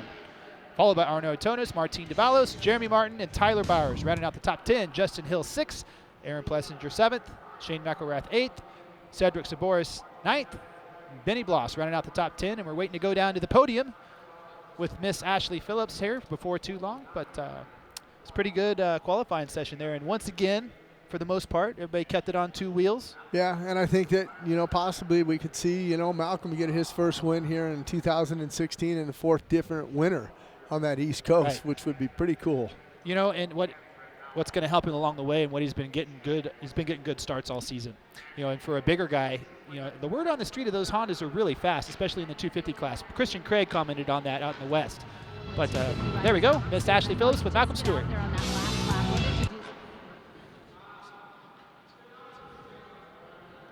Trying to get some track time. I feel pretty good, so I don't know, we'll see what we can do. This is just practice, so hopefully we can do something in heat race in the main event. So I'd like to thank all you guys for coming out and get ready for tonight's show. You know, I have to ask you about last weekend. We saw you go down in that first turn, and then you came through the mechanics area twice in that main event, still ended up 6th place. Where did that drive come from? You know, Geico Honda, you know, those guys never gave up, and I never gave up either. So I think that's exactly why we got 6th tonight. You know, even in our worst conditions, I felt like that was a championship ride. So hopefully we keep moving forward and we'll see what we can see. We saw your jersey was pretty tore up last weekend. Are you okay? Is your body healthy? Yeah, no, the bodies are cool. I just want to show Alias a new style swag. So, you know, I felt like throwing a little bit of Superman in there. Well, Malcolm Stewart is never short on the swag. One more time for that number 50 Geico Honda rider, Malcolm Stewart, fastest qualifier. Well, there you just heard it from Malcolm Stewart, the fastest qualifier there, and 250 qualifying number 1. I'm not surprised. No, not at all. I mean, after last weekend, you know, his confidence riding high, even though he didn't win. But, you know, he just knows that, hey, I'm still in the hunt for this championship, and it's going to be good tonight at 250. Jeremy Martin, 6th. Are you surprised with that? Yeah, I think a little bit. I think he struggled a little bit in the whoops and some of the corner speed and things like that. But these guys on the MX versus ATV Encore starting gate here, they're not going to struggle in this A first group. We're getting a chance to look at Blake Baggett there, and he's ready to go. I bet you Dinner, Dungey, and Anderson jump out first. Yeah, for sure, Anderson. Yeah, Brayton up there too, though. You know, I see a lot more and more guys trying to get right there in the beginning. Hey, man, nobody wants to feel those rocks, Jim Hawley. I got to go ride Wednesday night at Tampa MX in Florida at Zach Freebird's track, and every time I got to go out for my practice, I did just what Jason Anderson's doing. Get out there in the front. Yeah, you don't want to eat no dirt. No. It hurts. There they go. Anderson and Dungey from the Baker's Factory. Anderson came out swinging at round 1, took the victory. It's been a little bit tough road for him since then, but not for that guy right there. It's been systematic, if it's been anything. Systematically winning. Yeah, you look at that, and you just look at the wins. You know, 5 wins, 4 second places, and 1 third place last weekend in Toronto. And you know, Anderson with that 1 win, Eli with the 1 win, and Kenny Roczen, he's got his 3. So it's just been those guys. That's it. That's all the riders that, you know, are getting these wins in the 450 class. I think it's the time of year when we see some guys like Justin Brayton and some new names jump into the podium now. You know, we've lost a lot of guys to injury. Oh, so even when he makes a mistake, he looks smooth. Yeah, the bike just sucks it up. I mean, he just, look at that. There's a quad. And that's what I told you. What were we talking about earlier? Well, I told you. I think a 450 is going to quad that section there, and they did. And Dungey was the first one to do it. And you know, that was Weston Pike. Pike did it now too. So it just flows so much better if you can quad that and then just land, and you don't even have to grab the throttle to do the next double, and then you can set up for the corner. Yeah, but the key is, will it be that way in the main event? Right. Maybe early part it might be, but I think it will be, Jim. This dirt's hard. I don't see a lot of ruts developing in the faces of the jumps. I think it's going to be. I think the track is going to be pretty consistent. Well, let's see if Brayton does it. He's going to go through the whoops right now. Hopefully our camera guy will stay on him. Yeah. You're going to make this left-hander, carry the speed, There's triple in, pull the trigger. No. Didn't do it. And like you said earlier, Jim, you know, they're radioing in the headsets telling his mechanic there's jump 4 in there. Yeah, and some riders, they'll tell their mechanics, hey, don't pull me in. Tell me after the practice. Right. Other guys want to come in. Hey, yeah. pull me in because I want, the adrenaline's flowing. If I'm going to do it, I don't want to overthink this. I just want to go do it. You know, so we'll have to ask some of the guys, you know. There's Trey Canard. Man, a win. I think a win's waiting to happen to him. I think if he gets up front on the start, as we move to Jason Anderson there. Let's see if Anderson does it now. There's a triple. No. See, man, that is really. It's big. Yeah. I mean, you have to just nail that first triple perfect. Oh, a little bit of a mistake. 47.4 for Jason Anderson so far with a little over 6 minutes to go. 450A qualifying number 1. Anderson and Dungey are the 2 fastest. Anderson's up by 3/10. Anderson looks like he wants to just kind of get a clear track, and maybe possible that he might try that section there. What about Weston Pike, Jim Hawley? I'm disappointed in Weston. The season's kind of started out for him rough a little bit, but podium guy last year. Yeah, I mean, I would have thought that he would have had some more, but not a bad ride for him last week, an 8th. in Toronto, but great ride for Cole Seeley to come up and finish up in that fourth last weekend. Passing Eli Tomac late in the race.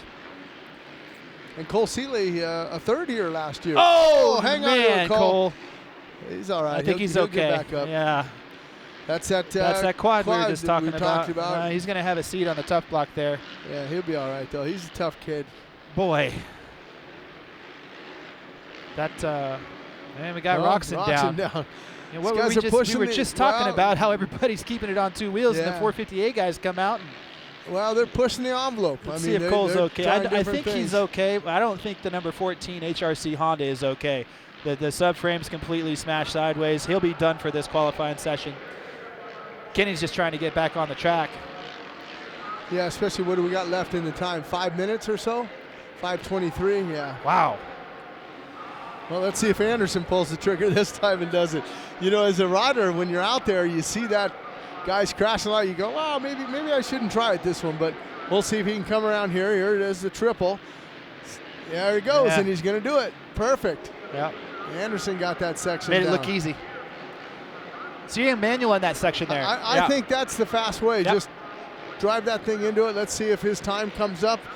His last lap was his best time with now Josh Grant. Look at that, a 46.9 for Josh Grant. Welcome back, number 33. How about that? Like Ralph said, there's no pressure on him.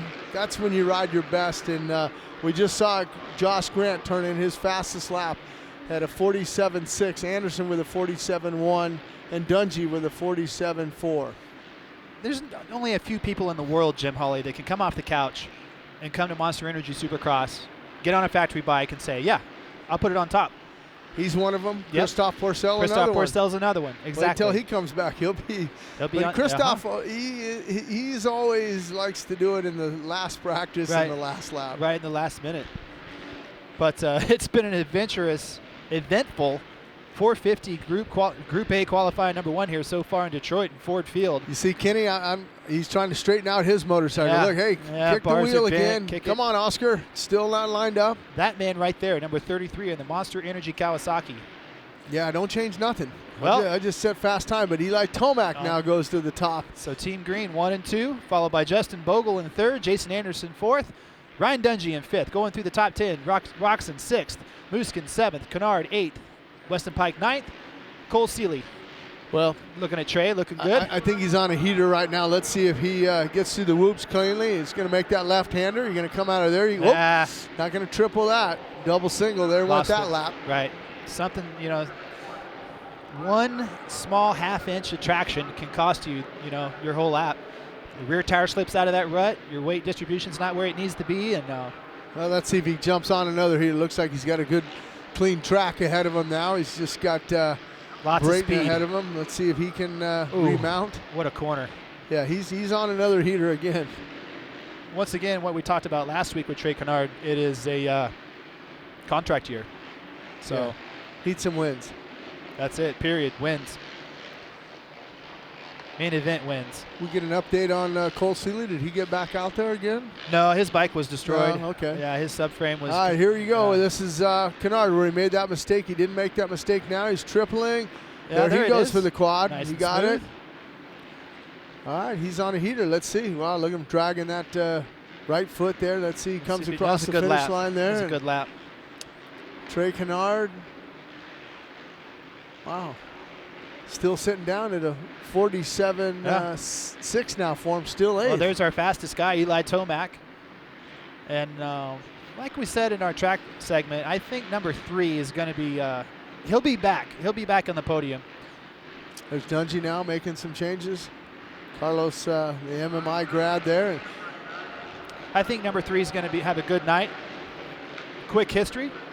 Who won the main event in the 450 class last year, Jim Hawley? That man right there, but it was different color motorcycle. That's right. He was on a red motorcycle, a Honda last year. He's on a Kawasaki now. Roczen going through the whoops. Notice how Roczen is on the far left-hand side. They're kind of looking for some different lines in the whoops. Mm-hmm. Let's see if Kenny quads this set. No, he's going to triple coming out. But Eli Tomac's on another heater, it looks like right now. Deep into the corner. Come on, Chad. Yeah.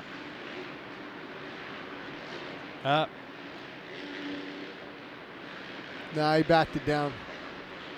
Backed it down, Eli. With a little over a minute to go, Jason Anderson, the fastest, with a 46.6, followed by Eli Tomac, Josh Grant, Justin Bogle, Ryan Dungey, Ken Roczen, Marvin Muskin, Trey Canard, Jake Weimer, and Weston Pike rounding out the top 10. Yeah, look at Eli now. I know he's strong going through the whoops. He's just putting right now. He's looking over to the left, looking at that leaderboard and going, man, I thought it was on the top. I'm second now. What, 21, Anderson? Come on now.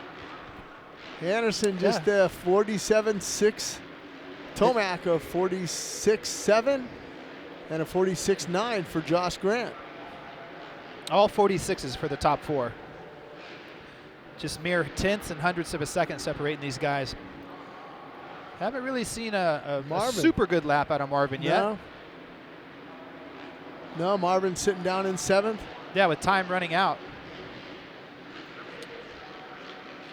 There's the man that's the fastest in the 458, qualifying number 1 so far, Jason Anderson. Yeah, it's been almost 10 rounds now. We're around 11, victory, and since he got his victory, and he's probably saying, this is too long, this is too much of a drought, I need to get a win. Sounds like his starts have been back. You know, if Bogle wouldn't have sent it last weekend and his bike took him out, who knows what would have happened. Anderson could have got a victory last week, and I truly believe that. He's riding good enough. He's getting off the gate well. He's proven he can go the 20 laps. He's obviously in good shape. Tomac, Grant. Yeah. Checker flags out. We've got a couple guys finishing up some heaters. But for right now, it is Jason Anderson with a 46.6, followed by Eli Tomac. Josh Grant on his first qualifying session for Monster Energy Kawasaki in 2016. Third fastest. Good for Josh. Justin Bogle 4th, Ryan Dungey 5th, Marvin Muskin 6th, Trey Canard 7th, Ken Roczen 8th, Justin Brayton 9th, Jake Weimer 10th. We'll be waiting to hear from Lurch down here on the podium with Eli Tomac. Wait, yeah, it switched up. Tomac's the fastest again. I just get down, putting my glasses down and writing my notes, and they change on me again. 46.708. Yeah, all 46s for the top 4. Eli Tomac off to a good start. With the best time with a 46.7 here in Ford Field, Detroit. Here we go down to Lurch. 46.7. There's Lurch. He's waiting for him. He's like, come on, get over here, Eli. It was, you know, it's weird to hear one of the guys that you consider to be one of the, you know, in the best shape of anybody in the 450 field, getting tired like he did last weekend. Here comes Eli, getting that helmet off. Well, ladies and gentlemen, a great run by this man on the number 3 Monster Energy Kawasaki. Let's give it up for Eli Tomac. Last lap, heroics once again for you. A great job with that 46.7. Yeah, it's all about getting a clean lap out there right now. Track's getting a little bit slick here and there before some of the triples out of the corners, so you got to be patient there. Other than that, the whoops are going to be a big factor again, as usual. Just the way they come out of the corner on that flat turn, and then, you know, the first set's big and the second set's kind of sharp and a little bit short, but it's going to be a fun racetrack. You know, not a lot of drive into that whoop section, 2 seconds. Doesn't look like it's something you guys can really find the momentum and really get the drive through the first set and tackle the second set really well. Yeah, it's actually kind of fun how it's broken up there with this gap between the two. It's like 2 different sections in one straightaway. So, yeah, we'll see what it turns out to be. Well, congratulations on being fastest qualifier in session number 1. He's going to head back to the Monster Energy Kawasaki rig, talk over with the team managers, mechanics, and get that thing dialed in. Will he do 2 in a row and be the fastest qualifier? And there you heard it from Eli Tomac, fastest out of the gate here in Detroit and Ford Field. I'm not surprised. I kind of think Eli's going to be good tonight. Yeah, I think he will. I mean, I think after last weekend, you know, he said he kind of just blew up in that main event, but yeah, he's definitely going to try to go back-to-back here in Detroit. Right, well, that was the first 450A qualifying session, which leads us to our second Rocky Mountain ATV MC fantasy segment. Let's do it.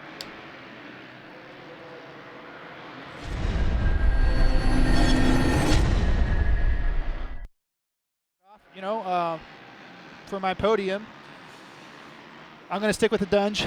I think Ryan Dungey's, he hasn't won in a while, and he's hungry.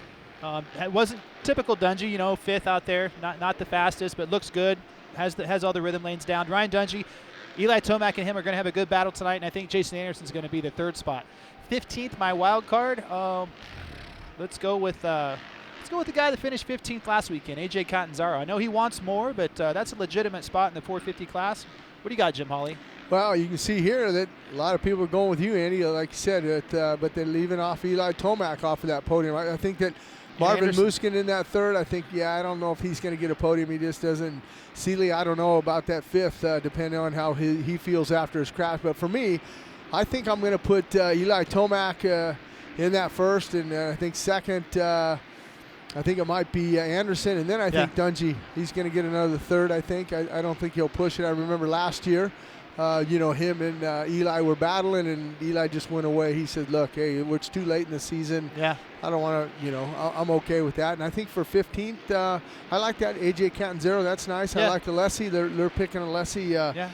Kurt Benke also, he's picking Alessi for that 15th on the wild card. Is he feeling better? A little bit. He had total knee replacement, but he's actually in the hospital watching us. But I think that I might go. I think I might go with a Vince Freeze. I think I might go with a Vince Freeze on my 15th. Solid picks. Remember to go to rmfantasysx.com.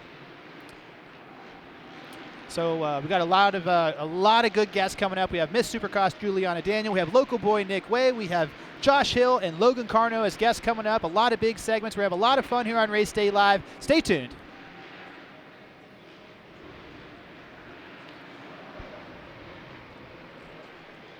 A great day of riding. Protect your weekend. Choose AMSOIL synthetic lubricants for your bike and your truck. DC Shoes is proud to be the official footwear sponsor of 2016 Monster Energy Supercross.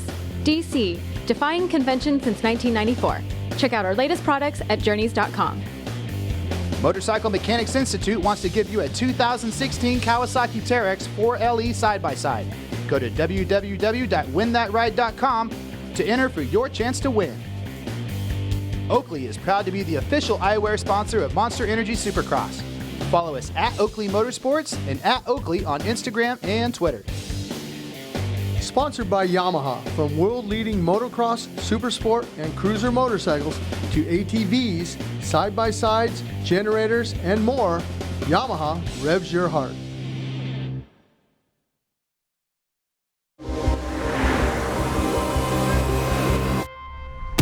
There's a lot of performance hidden in these tires. These tires are insanely good. Selected as a Consumer's Digest Best Buy. If this is what experts thought about Cooper tires, imagine what you'll have to say.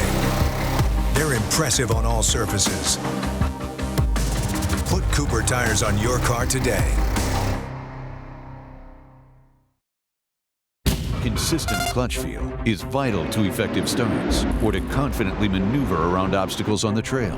AMSOIL synthetic dirt bike oil was subjected to an extreme simulated start test. After 32 simulated race starts, AMSOIL synthetic dirt bike oil continued to deliver consistent clutch feel, and the clutch plates remained clean with no visible wear. AMSOIL synthetic dirt bike oil. Out front performance. We're for guys who like to make things go faster, higher, farther. Guys who want to be the top tech, get the W, and stand on the podium. Teams want you. Riders need you. Because without you, the bike stays in the pit, and championships aren't won. Top motorcycle manufacturers help build MMI's programs so you can get the education you need to achieve success. That's why top teams hire MMI grads. We're for success, your success. Motorcycle Mechanics Institute. To learn more, visit mmitech.edu.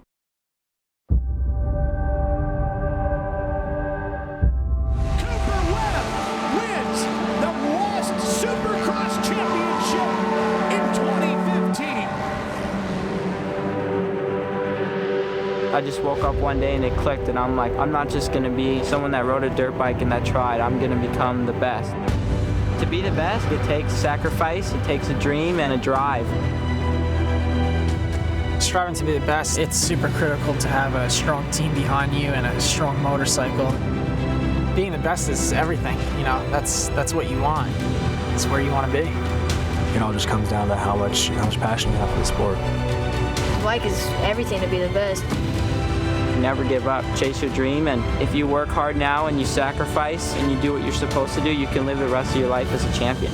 The Yamaha champion YZ450F and multi-champion YZ250F. Rainbow Studios. Are you ready for more? MX vs. ATV Supercross Encore. The off-road legend returns with the next generation of graphics. Set yourself up with all new gear and bikes. Tear up the track in outdoor nationals and waypoint races. Meet up and explore in freeride. And for the first time ever, rhythm racing. Available now.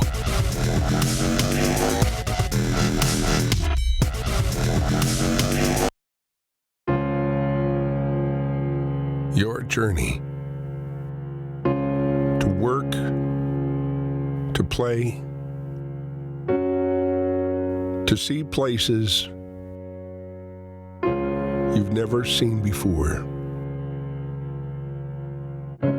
It's not where you're riding, it's who you're riding with.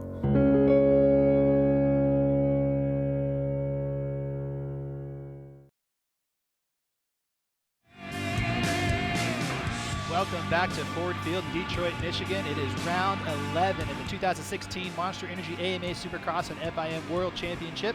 Round 4 for the 250 Eastern Division Championship. NFL champions for the Lions there in 35 and 52. Been a while. Yeah. You know, actually, Megatron announcing his retirement. Yeah, I was surprised. So, yeah, you know, he was one of my favorite guys on fantasy football every year. So, but he was a beast. But here, this track is a beast. We got a lot of whoops. We got a big starting line. The 450B guys are on track right now. And as they run, Alex Ray, your buddy Alex, putting it on top of the board. Tennessee looking good. Alex Ray there with a 50.0 there, right behind him. Devin Raper, he's made the main event. Alexander Nagy, 51. Yeah, no, not a bad ride for him. Yeah, you look at some of those guys in there, and you look Gilmore at Alex Ray, and you know he's made a few main events. A couple of them. And Devin Raper there. Yeah, a couple of them as well. Yeah. As you're watching Alex Nagy here, negotiating the whoops, jumping his way through.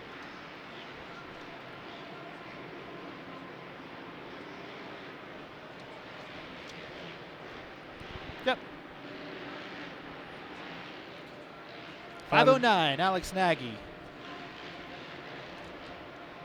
Cody Gilmore now jumping up to that second. Good to see Cody Gilmore out there.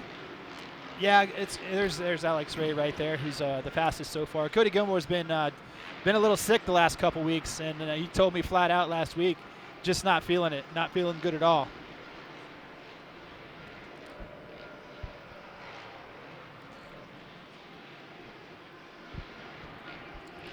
Well, it's hard enough, you know, if you have a 9-to-5 job and you don't feel well, at least you can get over there, you can kind of push a pencil around, but you can't push one of these 450s around when you're not feeling that good. No. They'll drain you pretty quick as you're watching number 374 Gilmore there.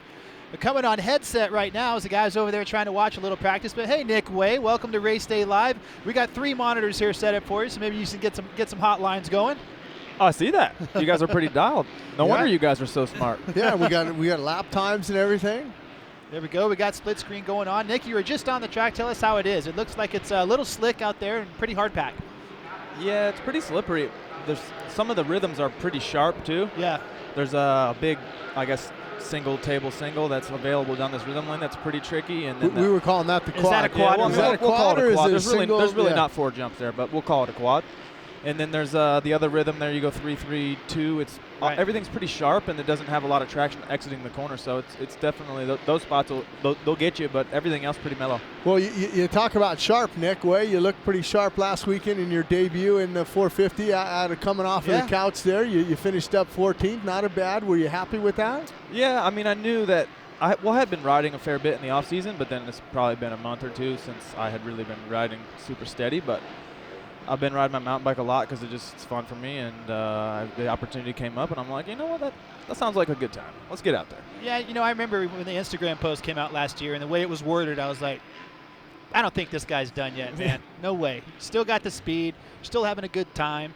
you know, it looks like a good program came around for you and a good bike, and you put it together last weekend. It looked like you had fun. Yeah, I mean, to be satisfied, I'm going to need to be closer in the top 10 Yeah. and, you know, trying to get closer to the top 5, which I probably wouldn't have gotten off the couch if the you know, the opportunity wasn't there to ride the bike, because it's a good bike. I mean, the bike that I've provided for myself is good. It just was expensive. Right. And then the Tedder family is supporting me a lot. They lease an engine from Pro Circuit, so they do all the modifications and service on that. And then Showa, I've been testing with them, so I'm on the newest work stuff, and I have my own technician. So I have great support. Yeah. So it's going to take me a little bit, I think, to be, you know, up where I want to be, but I'm excited. All right, well, real quick, the rundown here in 450B qualifying number 1. Alex Ray's the fastest guy, followed by Cody Gilmore, Dustin Pipes, Alexander Nagy, Devin Raper, Jeff Alessi, Ricky Renner coming out here and making an appearance at Supercross. Keep your eye on him. He's got a lot of speed.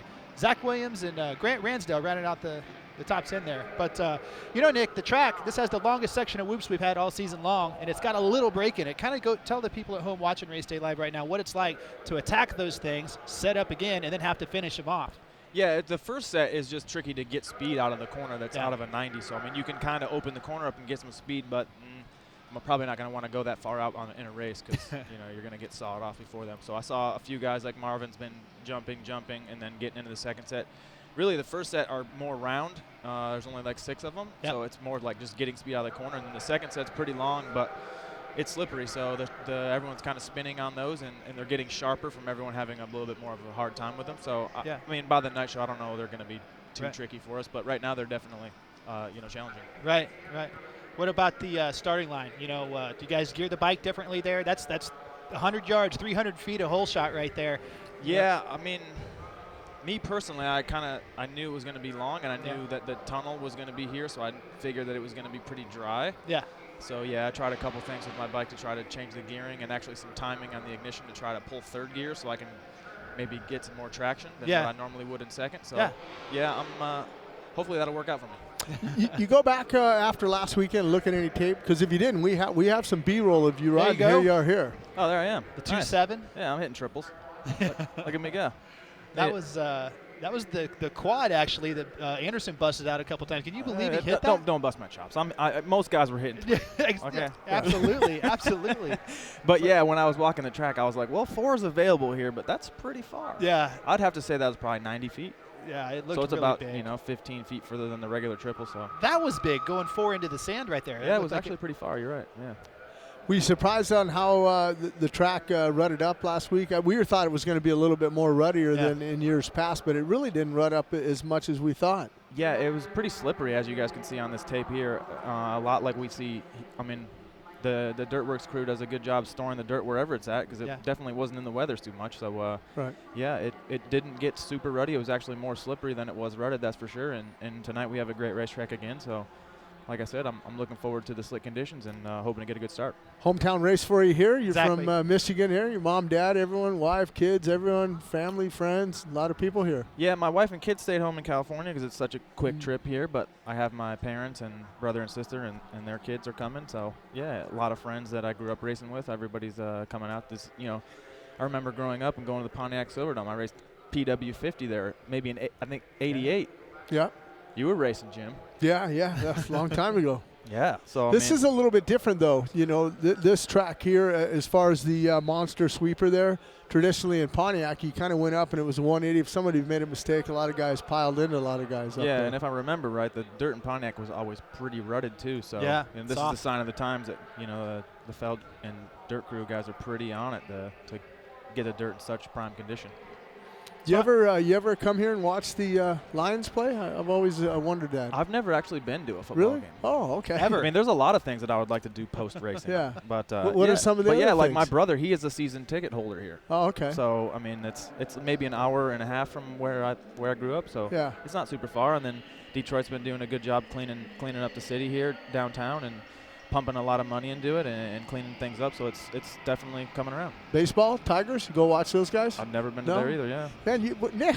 I mean, you know, I've never even been to the Upper Peninsula of Michigan. I mean, and I grew up here, so I mean, you know, I kind of race. That's about it.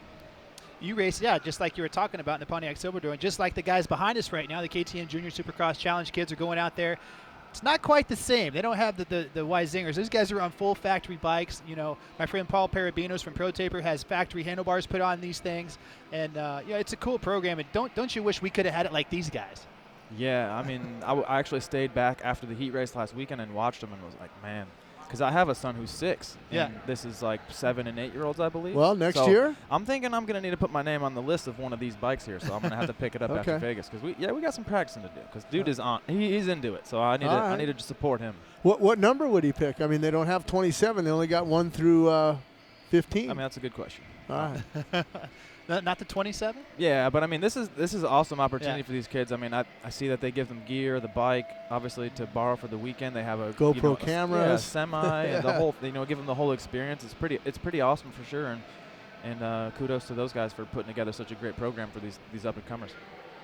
Yeah, it's really fun, man. And tell us a little bit more about your program. What's going to happen after Supercross? Are you looking at outdoor nationals? Are you going to keep going? And I don't know about that. Yeah. I mean, that'd be 30 plus 2s. That's still fun to you after all these years? That's a little ambitious. Yeah.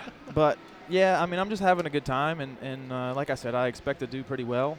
I plan on it. I mean, it might not come right away, but I'm pretty confident that I'm going to get some starts here tonight and definitely get in the mix. So, you got a whole shot in you? We got $1,500 for you. I mean, that's a nice bonus. You just got to hold it on a little bit longer. Yeah, I mean, I'd like to. Cool, man. Well, hey, man, thank you for coming on Race Day Live. Yeah, good to see you. Congratulations Good to being see you, here in Nick. front of your hometown. We want to see you kick some butt tonight. Yeah. And, best of luck to you. Yeah, great job to you guys too. I mean, I stayed at home a couple weekends and watched you guys, and I didn't realize it had such good coverage because I'd always get texts from my friends talking about looking good at the one corner before the whoops. I'm like, how do you know what I'm doing before the whoops in practice? And then we're telling them how you're doing. Yeah, I mean, I didn't realize you got such good coverage. Way to go, guys. Right.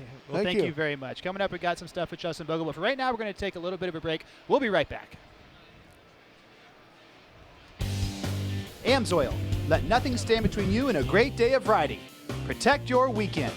Choose AMSOIL synthetic lubricants for your bike and your truck. DC Shoes is proud to be the official footwear sponsor of 2016 Monster Energy Supercross. DC, defying convention since 1994. Check out our latest products at journeys.com. Motorcycle Mechanics Institute wants to give you a 2016 Kawasaki Teryx 4LE side-by-side. Go to www.winthatride.com to enter for your chance to win.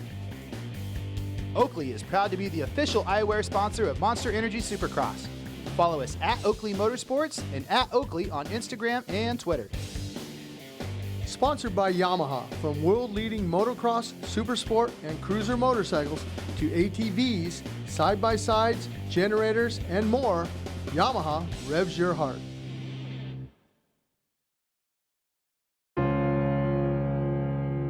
Your journey to work, to play, to see places you've never seen before. It's not where you're riding, it's who you're riding with.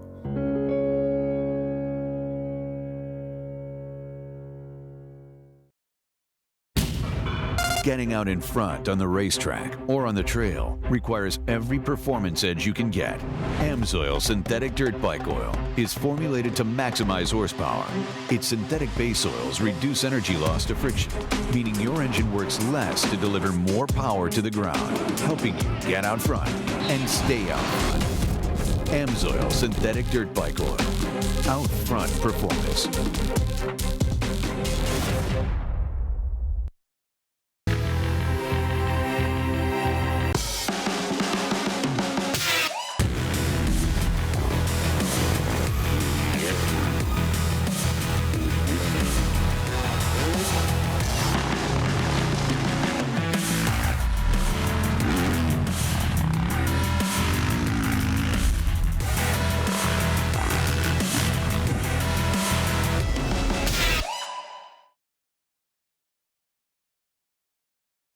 Motorcycle Mechanics Institute invites you to text SX to 82257. Enter for your chance to win this 2016 Kawasaki Teryx 4 LE. Again, text SX to 82257 for your chance to win this 2016 Kawasaki Teryx 4 LE.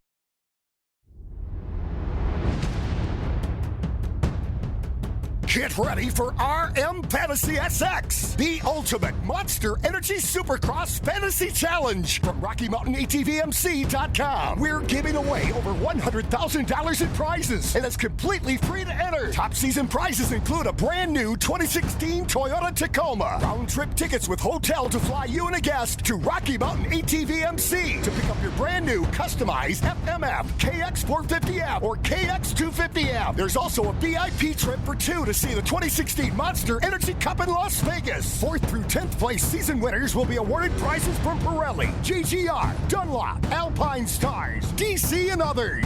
Weekly prizes will be awarded from major brands. Just sign up on our secure game site, make your picks, and even get into group play to get your game on. And for more details, sign up today at rmfantasysx.com. For ages 18 and older.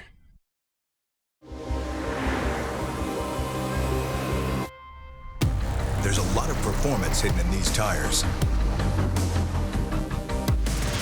These tires are insanely good. Selected as a Consumer's Digest Best Buy. If this is what experts thought about Cooper tires, imagine what you'll have to say. They're impressive on all surfaces. Put Cooper tires on your car today.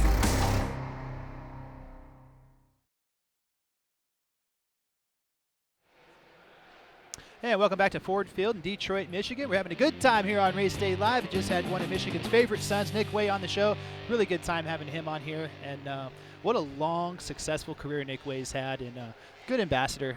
Who doesn't like Nick Way, number 27? No, I think that, he's one of those working class guys, a blue collar guy. He was always grinding out there, had some good rides with Suzuki and, Mitch Payton, and had his factory rides, but he just enjoys competing, and that's why he's staying in the sport. And a lot of these guys, when they retire, but like I talked to Josh Hill, he still rides a couple days a week. Yeah, they still ride. So anytime anything comes up where there's an opportunity, hey, why don't you come back and do the last 7 rounds or whatever? And that's what Nick's doing. Yeah, it's he isn't going to go out there like a Kenny Roczen and win the main event, but he can get in the main event and ride well in front of his family and friends and put on a good show. And we hope number 27 does that tonight. But speaking of Ken Roczen, his title sponsor, Soaring Eagle Casino, we talked to Miss Tanya earlier. They have a lot of stuff going on with their resort and hotel, and here's what she had to say.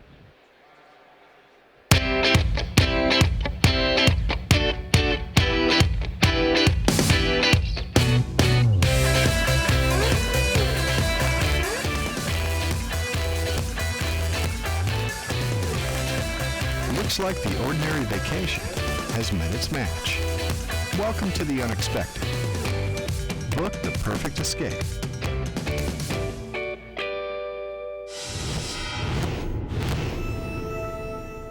Andy Boyer, Race Day Live, presented by AMSO. We're here with Soaring Eagle Casino and Resorts. Miss Tanya Barty, first off, welcome to Monster Energy Supercross. Thank you, Andy. We are so excited to be here. This is our 3rd year here, and again, we're the sponsor for RCH Racing. We're so excited to be down in Detroit watching our guys race.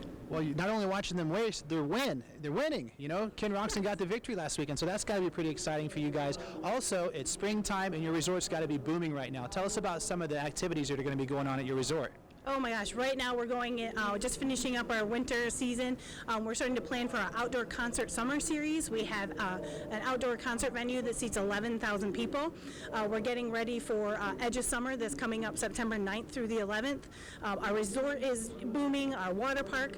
We're getting ready to open our RV park, our Wabu's Golf Run, just all over. We're just ready to go and ready to hit summer. Well, if it isn't fun enough being at Monster Energy Supercross, your team association with RCH, with Ricky Carmichael and Carrie Hart, what's it like working with 2 of the biggest icons in our entire sport? It's fantastic. They have not only taught us how to grow our brand across the country with their sponsorship, but they're a team, they're a partner, they're a player with us, and that's been really exciting over the last 3 years. So we look forward to going into the outdoor season and learning what we can from these guys, because they're just a fantastic partnership. Absolutely, but before you get to the outdoors, you still got 7 rounds of Monster Energy Supercross. Kenny's second in the points. You got a chance to win a championship. What would that mean to your organization and your resort to win the Monster Energy Supercross championship? Well, you just gave me goosebumps because I didn't really think about that. That is fantastic to actually end out the season being number 1. We've seen Ken come through the ranks and work as hard as he's been working, and to end up on number 1 would just be a very prideful moment. Any predictions for tonight? Of course, you're probably going to be going for 94, but it's going to be a big crowd here in Detroit. It's a cool track. Who do you think is going to be on the podium? 94. Yeah. Although that's my favorite number. Absolutely. Well, Tanya, thank you very much for joining us here on Race Day Live. Thank you for being a part of the sport. It's a great organization. We hope you guys have a good summer, and just thank you so much. Well, thank you very much, and we appreciate everything with the RCH team, and we're excited to be here.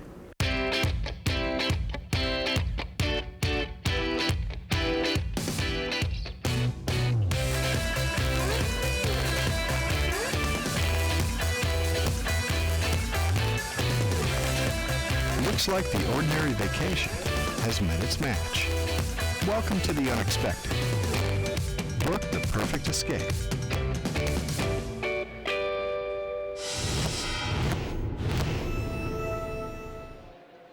And welcome back to Race Day Live here in Detroit. And joining us right now is Vermillion, Ohio's Logan Carell. Welcome to Race Day Live, man. Thank you guys so much for having me. Super cool. Good to see you, man. Yep. Hey, that last weekend, you've made mains before, but it's been in the, end of the season. But to make one last weekend in Toronto early in the season, everybody's still healthy.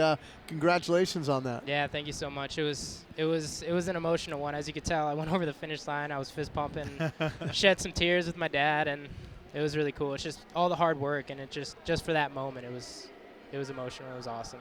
It's tough. You guys don't have a lot of time to learn these tracks, and you don't have a factory Supercross track to practice on. I'm sure you have one, but not the same as the top guys. But then you got to come out, put in your laps, get the track dialed in, go out there and get a good start, and try to get into that main event. And you did it. And like you said, hey, tears are tears. But when you're in the main event in front of 60,000 people, that's something to cry about and have, and own it, man. That's awesome. It was like I said, it was an emotional one. It was really cool. I've had this speed all season, and I finally got a start in the LCQ, and I got the job done, and it was awesome. Well, you got the speed today, man, out there in the first 250B qualifying session. You put it on top of the board, so you got a little momentum going on right now. And I got to ask you, is the phone starting to ring a little bit, or is some sponsors? It is. That's what we like to hear, man. Yeah, no, it's everything's been going really good, and today was my first day putting it on top in B group, and everything's just going in the right direction. So I can't wait for the night show. It'd be awesome to do it in my hometown crowd. Yeah. What's the mindset going in? You talk about that LCQ. You really don't want to be in those things. I mean, the next goal is, hey, I want to get in a heat race, and I want to be in the top 9, so I don't have to go to that LCQ. Yeah, I think, like I said, if I can get a start in the heat race, there's no reason I shouldn't be able to transfer right through. But yeah, nobody wants to be in the LCQ. That's when you get the heart rate going. It gets a little scary, but we'll be all right. You have one of your team members over there. I noticed he's got the you got to hit all those sponsors. You want to hit them now real quick while you're on? Sure. I just want to give a huge thank you to Team PRMX. He's been there for me from the get-go, and Strict Gear, Golden Tire, Olin Suspension, Elusive Graphics, Novik Gloves, Risk Racing, Gut Seat Covers, True MX, Crushed MX, Moto Tape, Bill's Pipes, and D&D Grips. Man, you got as many as the factory guys. Right, but trying. when you have that many sponsors, you make moments like the one we're about to show right now. You know, we captured the emotion of you getting into that main event. And let's go ahead and take a look at that right here. And here you go. It's the last chance qualifier. Your hair's on fire. You're trying to get in there. You got guys breathing down your neck. You're trying not to make mistakes. What's it like? Yes, he does. You want to know a crazy thing? That whole race, I thought I was in 4th place. Yeah. The whole race. The last lap, I only made that pass because he had made a mistake. I would have went over that finish line and fist pumped in 5th place. Because you yeah, it was crazy. Aaron Plessinger was so far ahead, I didn't even know he was in the race. But no, we got it done, and yeah. What's going through your mind right now? Is that your pops right there? Yeah, that's my dad. That's just 6 months of super hard work, and I live for moments like that. It was amazing. Cool. Like we said, you got momentum going on right now. Tell us about the track a little bit. It looks like, tell us about those whoops. That's the longest ones we've seen in the series so far. What's the strategy to getting through those things fast? Yeah. Next time I go around, I'm gonna try to I'm going to try to jump through them. I saw a couple guys in the A group. Yeah, like drop down in the starter whip and then go 3-3. And then the second set's just real sketchy. They're real edgy, and I don't know. I'm just going to have to kind of sack up and go for it. There, Yeah, there they are now. Your nemesis right there, and you're seeing some of the Feld track crew now trying to, make some of those changes. When you go out there in that the next qualifying session, are you one of those guys that try to get out there right away and just lay down a fast lap time in the beginning, or do you wait until the end?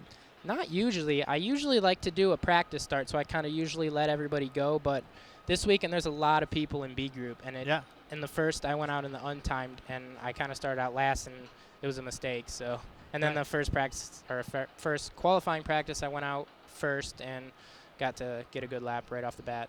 Right. Well, the start's just like it was in Atlanta. This is a long one, man. Yep. What's your strategy for getting a good hole shot and getting yourself in a good position to get in that top 9 in the heat race? Yep. I just need to qualify good, get a good gate pick, and just have that confidence going into the start. And no reason I shouldn't be top 9, I don't think. Andy and I, we always we let the new guys coming up, see us. Do you know that supercrosslive.com, if you hole shot that main event, you know how much we pay you? Is it $1,000? $1,000. Holy moly! Come on, that's what I want to see. Get in that main event and then get a hole shot. I need to do it. That'd be insane. Last week was the only time I've ever even been up there on the start. So the whole shot of main event, that'd be pretty insane. Well, and the other thing that's good about it is you get a chance if you're up front. You're going to get passed by a couple guys, but at least you see what that pace is and what it feels like to run up front. Yeah. Usually I'm stuck back in 15th through 12th place, and it's hard to run the pace of the leaders when you're kind of stuck around that group of guys. But yeah, like I said, I think if I can get off to a good start, should be able to run up there. Well, cool, Logan. Congratulations last weekend. Yeah. Congratulations today. Put it on top of the board. I know that feels good. Thank you for coming on Race Day Live. Thank you so much. Good luck to you. Appreciate it. We got that check waiting. All right. $1,000 tonight. I want to see a hole shot out of you. I'll do it for you guys. All right. Thanks a lot. Yep. Well, there's another series that has a lot of action going on right now. It's called the Race to the Championship in the AMSOIL ArenaCross series, and they have 5 rounds to decide their championship with the points reset. It's go time for those guys. Let's check out AMSOIL ArenaCross.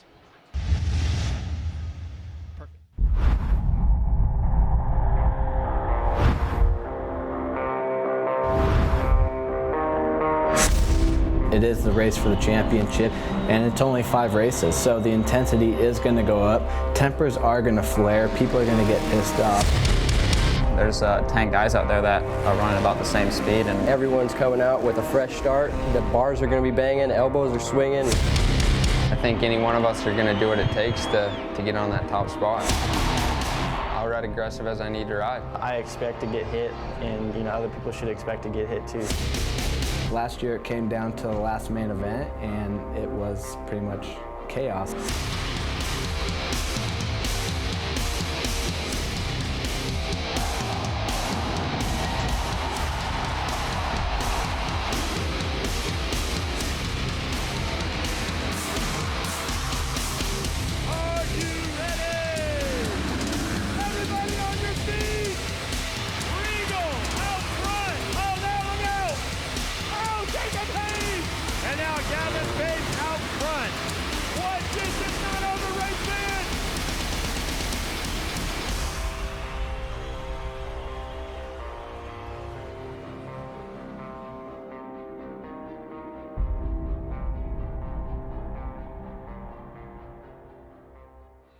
Step up.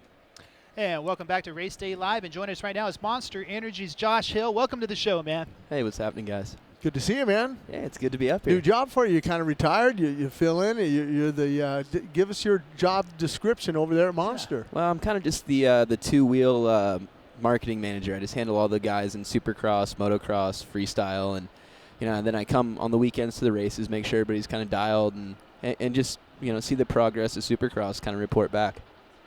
Right. Well, tell me about this, Josh. There's a couple guys that we just talked to recently. We had Josh Grant go out there and put it on top of the board. Then we had Nick Way up here, who's back racing again. Are you getting the itch yet or what? Because I know you're still a bad dude on a dirt bike, and you have the potential to put that thing up in the main event. Oh, yeah, I think I could throw gear on and make the main event right now, but that's not what I'm trying to do. Right. It takes so much work to get out there and vie for a top 3 spot. And, I don't think I'm really willing to put in that work at the moment to go out there and do that. And, I like where I'm at right now, and I have no interest in going out and racing again unless I got the program going, I got the equipment to where I can battle for those top 3 positions, and right now this is a lot easier. Yeah, right. Well, you're still having fun. We have some footage of you still. You're obviously one of the baddest dudes in the world on a dirt bike still, and let's check that out here. See Josh Hill going big. There you go. That's Justin Hill. It's little Justin Hill there. But we can talk about that. I saw you kind of pacing back and forth during that main event, and it's a weird feeling when it's not you and it's your brother. But tell us about it. It's definitely more nerve-wracking when it's my little brother. I was way more nervous during that main event than any main event I've ever done. Even when I was winning, it was a lot less nerve-wracking than watching because I have no control, and I want the best for him so much. But it's actually funny you bring this up. I think my new name is Justin. I walk through the pits, and I just respond to Justin now.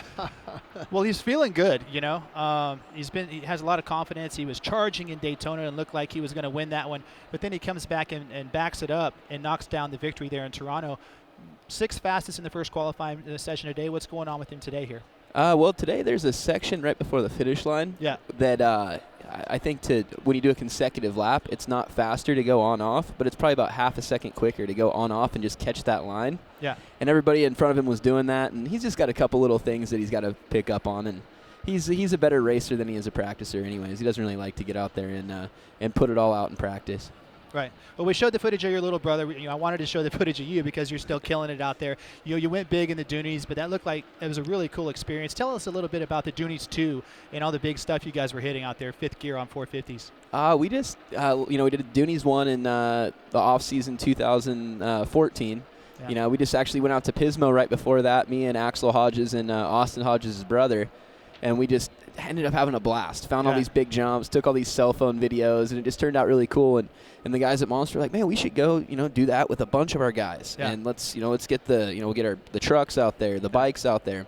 Well, this year it got even bigger. We had trucks out there, helicopters. We had, the guys on Harleys. We had custom paddle tires built for them. They're jumping their Harleys out in the dunes.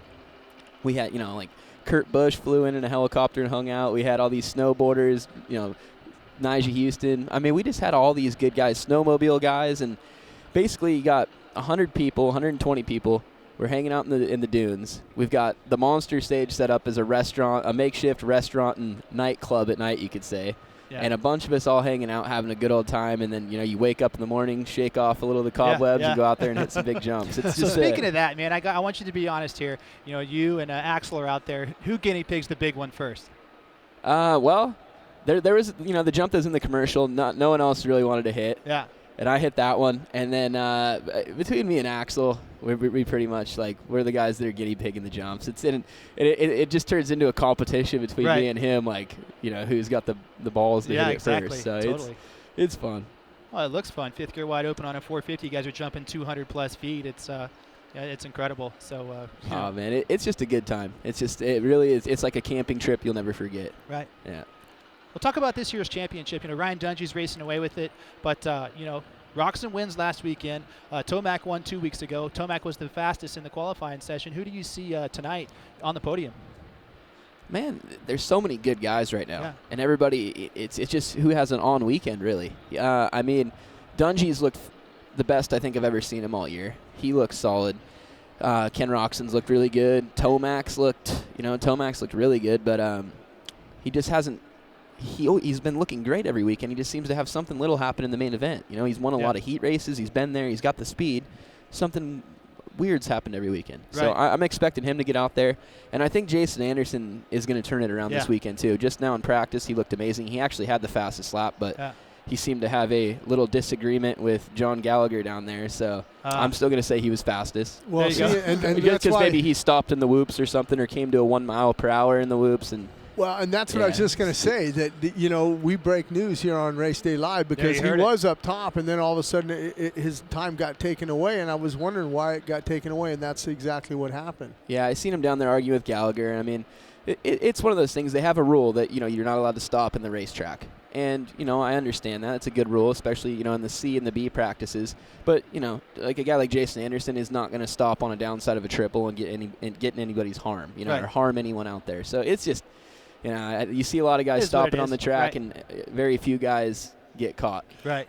We see a lot of guys in qualifying, riding around the side of the whoops. We saw it last week Jim in Toronto. hates that. We see it tonight. But, what are they looking at when they go around there? They're just trying to look at different lines in the whoops, right? I think you're trying just to it's because of the no stopping rule, because Right. if you could stop, you'd ride down one edge of the loop and look at them and see where the good line is, because they get so chucked up and edgy that you got to try to figure out, okay, I got to come into these as fast as I can in the straightest possible line through them. So I think that's why they're riding next to them, but it's definitely a lot easier to see the lines when you're riding through the whoops. Let me ask you this. Were you surprised? We see Josh Grant back, and he's on that factory Kawasaki now, and he put it up third fastest. Were you surprised at that? No, not at all. Josh Grant is one of the most talented riders. Right.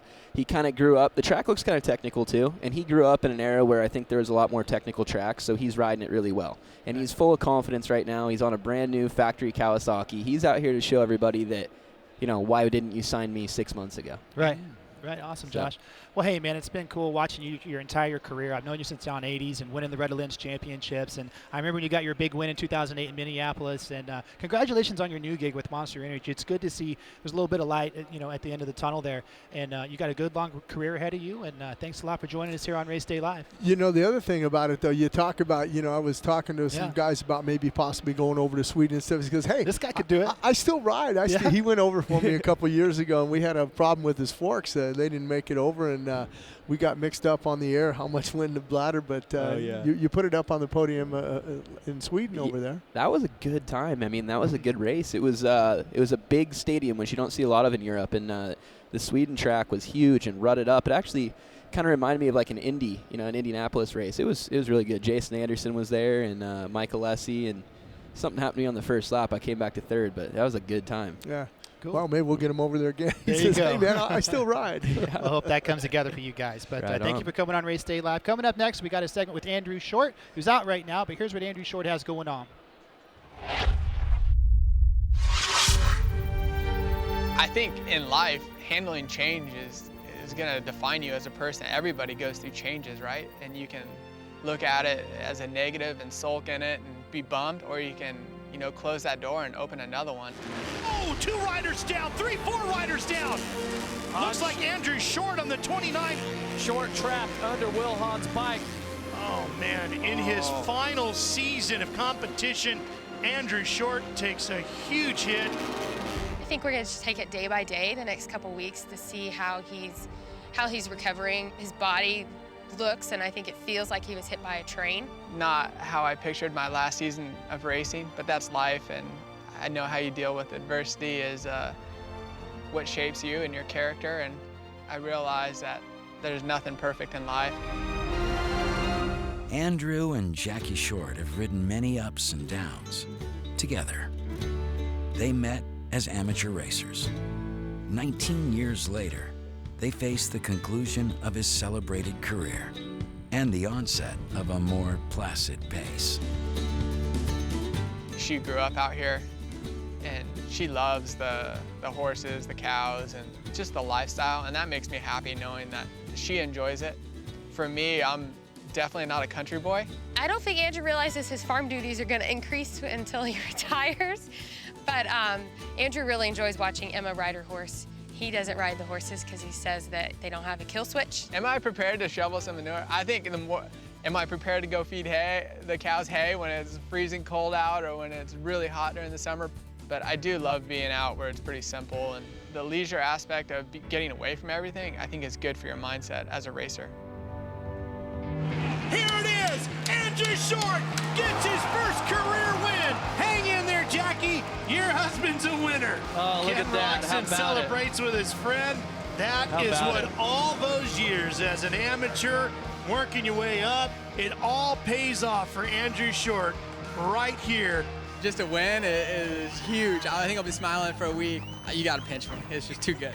I think Andrew is popular with the fans because he's a normal guy. I don't think he ever feels like, he deserves more than what he's gotten. He's a very content person with what he has. If you ask me the best part of our sport, I think it's the sense of community. Those are some of my best friends. you never think about that until you know you're gonna stop going to the races. I love the feeling of being on the best tracks, around the best riders, on the best bikes, and that sense of passion that everybody has to be at the highest level.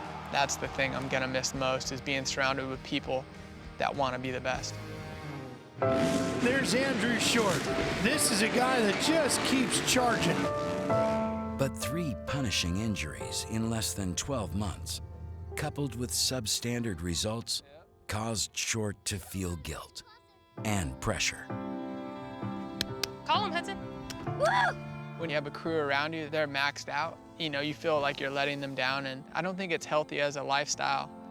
His selfless mindset also spilled into life off the track. Our kids are getting older, and my wife has sacrificed a lot, and at some point it's time to stop and give back. Look at it, that's one of your heifers right there.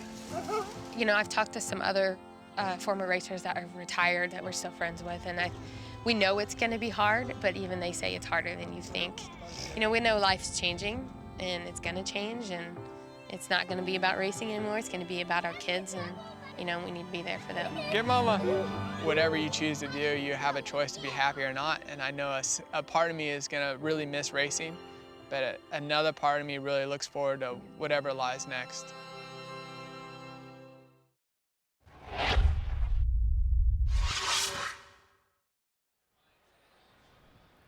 And we just heard from Andrew Short there and his family, and what a cool segment there. Looks like he's got a cool farm going on in Texas, and what a great story. Yeah, he's going to be missed. I mean, you know, Andrew was, a great fixture here in Supercross, and I remember, you know, when he was coming up in his career, and one of his first wins was the Las Vegas, that East-West shootout. Yeah. You know, he got that win for Paul Lindsay and all the guys over there when he was riding on that team with Suzuki. But just a class act, and you know, it's good. You know, he knows that. Hey, it's a hard thing to do as a rider. You know, when you have to hang up your boots. Say goodbye. It's just, I mean, you're never going to say goodbye to motorcycle riding and going out with your buddies, but the travel and the camaraderie that you have with all the people here. I mean, that's why I'm still here, Andy. Yeah. I'm 55, and I still love being around the races. And you know, when I hang up my microphone, you know, then that's it. I mean, I won't get to see you or Teresa or anybody, all the riders and the track walks and everything. It's a hard thing he's going through right now, but Andrew's going to work through it, and he'll be fine. And I look for him to land, come back as maybe a trainer with some of these guys, because he's got a lot to offer. Yeah, he'd be really great. You know, nice, calm guy, and he'll definitely teach him how to get a good start, huh? And be aggressive, too, when you need to be. Super aggressive. Silent killer, Andrew Short is. But, you know, we're talking about history here a little bit in Detroit, and a guy that has some great history here, some good and bad, but Chad Reed. He's won here in Detroit and had a little bit of a mishap here a few years ago as well. Yeah, absolutely. I mean, Chad's one of those guys that, you know, I remember when he got off and, you know, he had to go to the hospital, but, you know, everyone's thinking, is he going to come back to race? And, man, he showed up for opening ceremonies, and I believe he put it just outside the top 10. He might have been 11th or 12th there that night, but he went on to win the championship, and he knew how critical it was because he was battling with Kevin Windham, and Kevin Windham was putting together some momentum and things like that. But he's a warrior, that's for sure. Right. Well, he hit the deck hard last weekend in the first turn in Toronto, but he's back. We were able to speak to him on Track Walk. Jim Hawley was able to speak to him on Track Walk. Here's what they had to talk about. I'm here with Chad Reed, Detroit, Ford Field. You're walking the track. You look good. How do you feel? Yeah, not too bad right now. You know, a lot can happen in 7 days, thankfully. So, yeah, I was a little beat up after last week, but, yeah, it is what it is. I rode a little on Thursday and didn't feel too bad. So, yeah, give it another shot tonight. Well, correct me if I'm wrong, but I've been around the sport a long time, and I remember one year here you went to the hospital and you came back and you won the championship that year. Yeah, I don't think there's any title in me this year, but that night was a pretty memorable night for sure. It was just right here in the next section over, and yeah, it was like a section tripled onto a table and off, and back in the pre fuel injected days, and yeah, bike bogged and went over. I think I broke my scapula, cracked a rib. I was coughing up a lot of blood, but yeah, 6 o'clock, checked myself out of the hospital and made opening ceremonies, and thankfully that year I had what was it, the provisional where I didn't have to qualify. I just had to leave the gate, so I kind of used that up. I got 12th in the main event. It was a really difficult night that night with Villeman designing the track. So yeah, good memories here. I've always had a good finish. Even when tough circumstances, I just come out. Track looked good tonight, whoops, everything like that. So same as always, gonna need a start. If I can get a start, I can win. One of my cousins, Jonathan Augusta, his birthday is March 22nd. He says, you know what, I want Chad to get me a win here in Detroit. Yeah, it'd be awesome. It's like I said, I got a win in me. You just got to be in a good place at the right time. And my starts have been terrible. I've made good choices in the first turns, but as far as getting off the gate, it's been a struggle. So just inconsistent. And when it's inconsistent, as a rider, it's like golf. Standing over the ball and thinking about it isn't ideal, and that's how it is on the start line. You're sitting there thinking, I got to do this, or I got to do that, or is the bike going to do this, the bike going to do that? So it's been difficult, but I feel like I've found a compromise. So long start straight this week. Hopefully we can unleash the Yamaha power, and yeah, like I said, get a start, and I think I can win.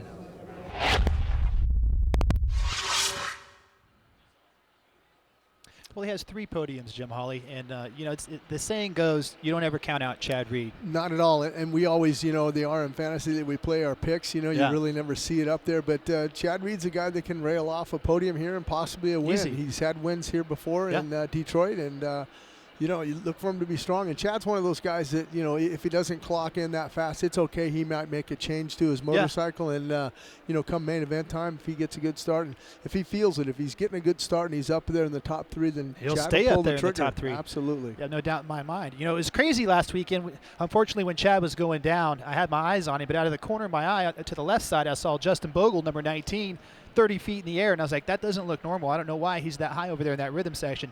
Turns out he didn't want to be that high. He made a little bit of a mistake there and kind of took out some guys, but we were able to talk to Justin Bogle about that on Track Walk. Here's what he had to say. It looked like everything was going your way early in the main event last week. You've had speed, you've had wins in the semis, riding really well. Take us through that first section there, and what happened? Yeah, last weekend started off good. Felt better in practice, and then qualified out of my heat race finally. Didn't have to go to a semi, so feeling good. Whole shot main event, and then immediately threw it away with just a bonehead move. I went way too deep on that rhythm section, and on the first part? First one, the first 3, and it ended up, like I said last weekend, taking a few guys with me, which was super unfortunate, but it is what it is. Got up. I unfortunately had a bike issue from that, so I was completely fine though, thank God, because that could have been bad. Yeah, it was gnarly. We were watching Chad Reed, who went down out of the corner of our eye. We saw number 19 up in the rafters. But, you pulled it together. You're obviously healthy now. But this track is a lot different. It looks technical, right in your wheelhouse. What do you think about this big section of whoops? This big section of whoops looks tough. I think they may be jumpers by the end of the night. But I love Detroit, man. I've had good luck here every time I've been here. So good vibes. Last year I had an incredible night here. So I'm looking to, turn my season around, get the ball rolling a little bit more for me. Yeah, it's talking about that. What are your expectations? Are you looking for a top 5 or a podium? I mean, you have speed. You're transferred out of your heat race. You're riding really well. What are your hopes for tonight? I'm not going to place a number on it. I think that as long as I go out, drill my start, and ride good and don't get flustered at all, then I should be fine. But I believe in myself more than I believe in anything. So I think I can do it. Long start, it's 100 yards. It's a lot different than last weekend. Is your technique going to change for that, or is it just confidence? Not at all. I have confidence on my starts. I've been pretty good on those things this year and in years past. So the longer start's actually better. It makes it a little more even, just in case you don't get the good gate pick. So I think it'll be good. Honda power pull you down the start? Yes, sir. That Geico Honda's a rocket ship, as always. Right on. Good luck tonight, man. Thank you.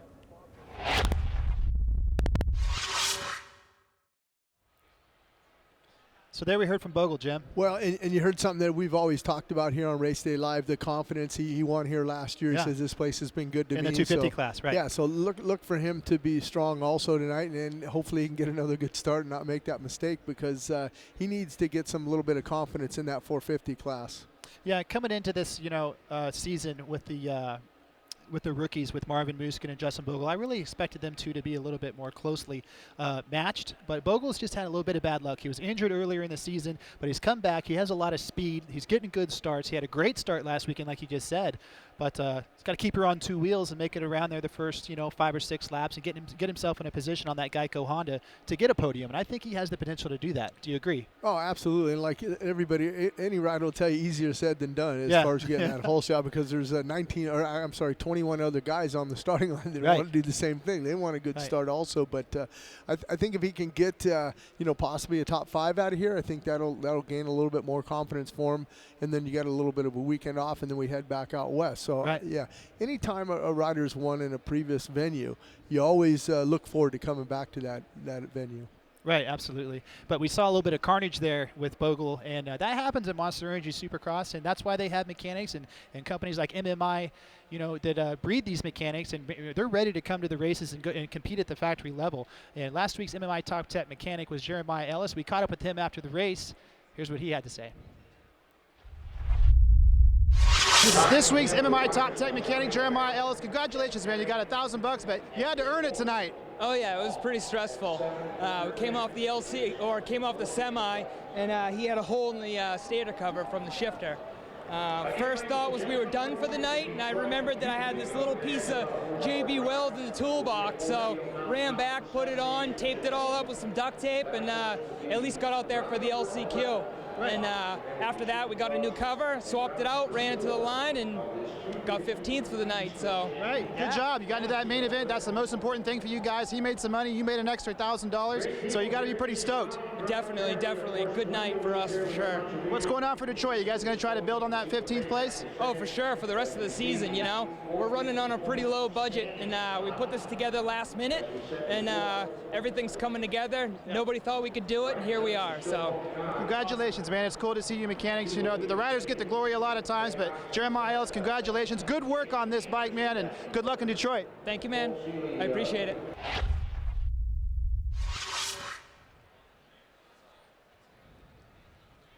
And welcome back to the set. And coming to the Race Day Live set is 2016 Miss Supercross, Juliana Daniel. Welcome to the show. Hi, guys. Thanks for having me. I got to show Andy how to do it. It's like that, right? That's why they call this guy Gentleman Jim Ollie, of You're course. Right. That You're was for right. Anthony over there. He's going, man. Thank you. I'm happy to be here. Well, tell us how it's been. You jumped in here with both feet. It was an Anaheim 1, and there's 50,000 people in the stands, and they give you the microphone. And tell us what that experience is like. Gosh, it was a dream come true. Number one, it was a dream come true. But it was just crazy because I've done this thing before. Yeah. I've been in this environment, fans, a sport, a mic, and it was just so new. I mean, people are like, did you get nervous? Yeah, I got nervous. Yeah. I mean, it's like you have a mic, you have the sound coming through the stadium, you have people looking at you, and you're doing something that's making someone so happy. You're giving them tickets, or you're just saying hello, and it was the ultimate experience. It was a dream. Right, absolutely. You're doing a great job. Have you picked up a favorite rider yet or anything like that? Well, I have to say, when I worked with Falcon Tire for a year and a half, and I kind of had a favorite rider then who is still my favorite rider, and that is Chad Reed. Yeah. He is my favorite. It's like I think I relate to him because he's that seasoned vet, and I kind of find myself kind of the seasoned vet when it comes to age among the girls that work in this industry. So I kind of feel like we can relate on that level, but he's my favorite. What's the hardest thing for you working I know the travel, obviously, because we travel. Once in a while see you on the plane, and sometimes you don't. I feel so bad for you. You don't have a seat. I'm going, is she going to get on? And I was so happy last week when we landed. I saw you. All right, she got on the flight. I made it. Yeah, the travel is hard, but that's kind of its fun. You get to see new cities every weekend, new fans. But I think the challenge for me is just learning something new. I've been around this sport for a long time, but not at this level. So for me to not only, learn riders, but learn stats and learn different tracks and different moves, and I mean the bikes, the mechanics of it, the whole thing is just so new to me that it's been a challenge, but also a fun challenge because I enjoy that personally. So for me to be in the position to have that be part of my job, it's even better.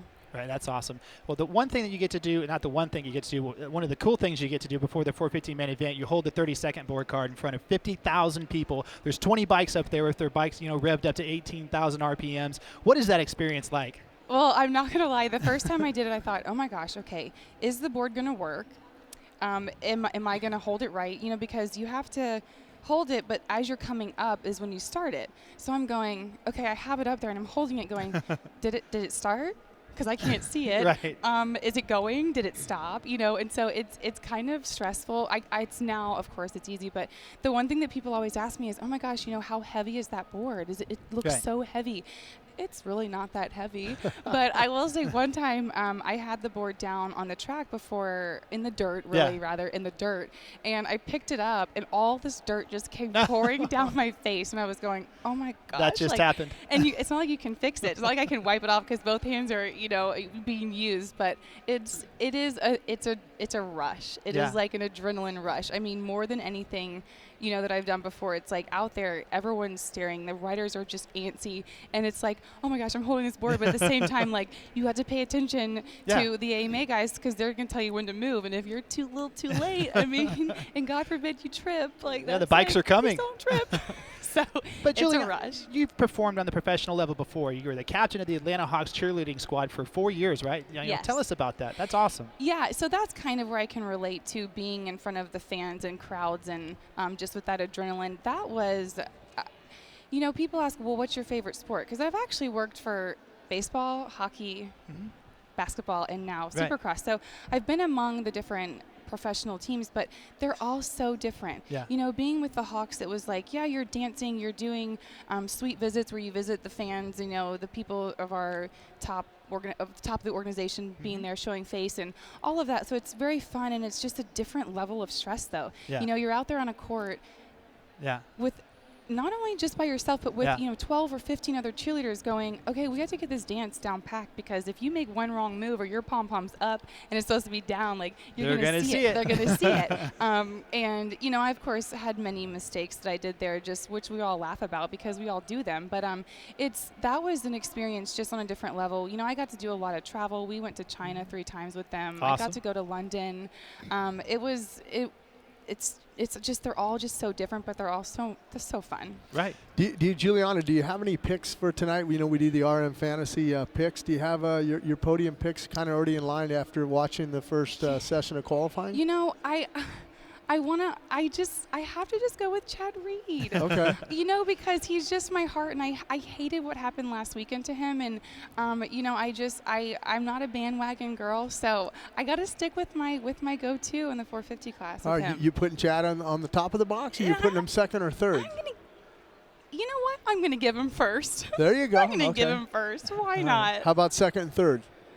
Well, Roczen did pretty good last weekend, so I mean, maybe I'll give him third, and you know what? I mean, Ryan Dungey, second? You got to go with him second. Why not? All right. Pretty good picks right there. Real good picks. Got to go with my love, Chad Reed. Well, congratulations on your success as Miss Supercross. It's been a lot of fun working with you, and thank you for coming on Race Day Live. Yeah. But from one pretty girl to another, Miss Myra Tina Harrow was last week's Toyota Tailgate Talk. Let's check it out.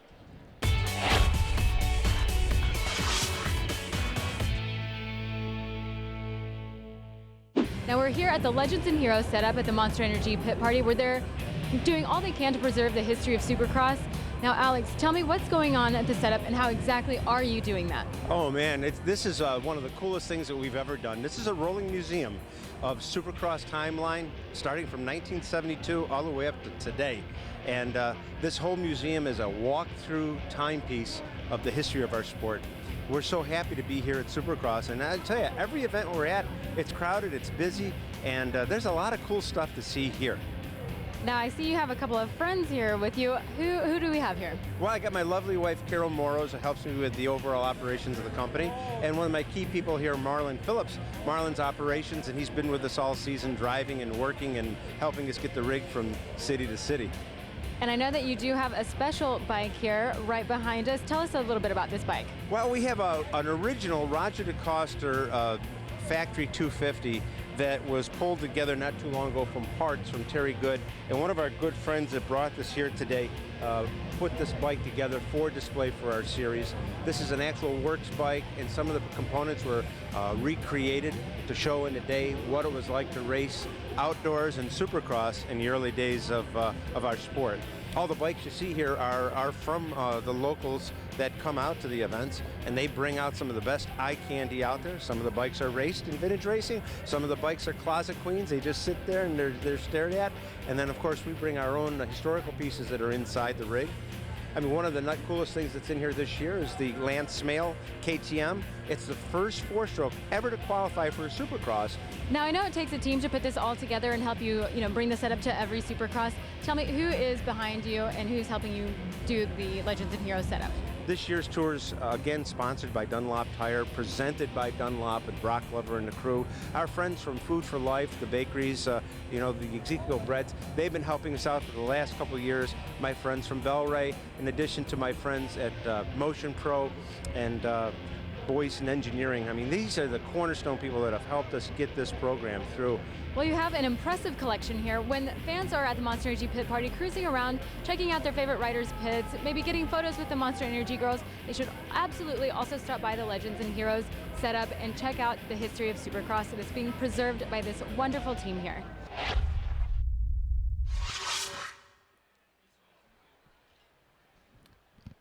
And you heard from the Legends and Heroes there, and you heard from Miss Myra. So I want to remind everybody that Myra's going to be back in 2 weeks in Santa Clara, and it'll be good to have her come back up here and join us. Yeah, and the other thing, too, Alex Moros with Legends and Heroes tonight. I know they're going to be honoring Todd DeHoop, Michigan's own Todd DeHoop. And they're here each and every weekend. And, each time I get to go down to the pits, I always kind of go down and check it out because I like to see those vintage bikes. You got a chance to see a TT 500 there. That was one of the, first four-strokes to race. I remember when Ben Ahlberg, the Swede, rode a big four-stroke and the GPs and stuff. But just a great collection that he has of motorcycles. Lance and each Smales, and every weekend it changes, Yeah, Lance Smales 450, the first one to make a main event at Daytona back, I don't remember the year, but it was a long time ago. But congratulations, Alex Moros and the whole Legends and Heroes crew there, and that's just an awesome program. But up to date, current events, MX versus ATV Supercross Encore Hot Lap. It's time to do it. Let's roll. Well, here we are, and this is what, Kansas City, I think? Yeah, this is Kansas City. It's part of the downloadable Supercross Track Pack 2. This track has 2 sand sections. Who also, helped design Wheel this, tap. Stefan Roncada. And Roncada's got a few wins here in Detroit, too. Yeah.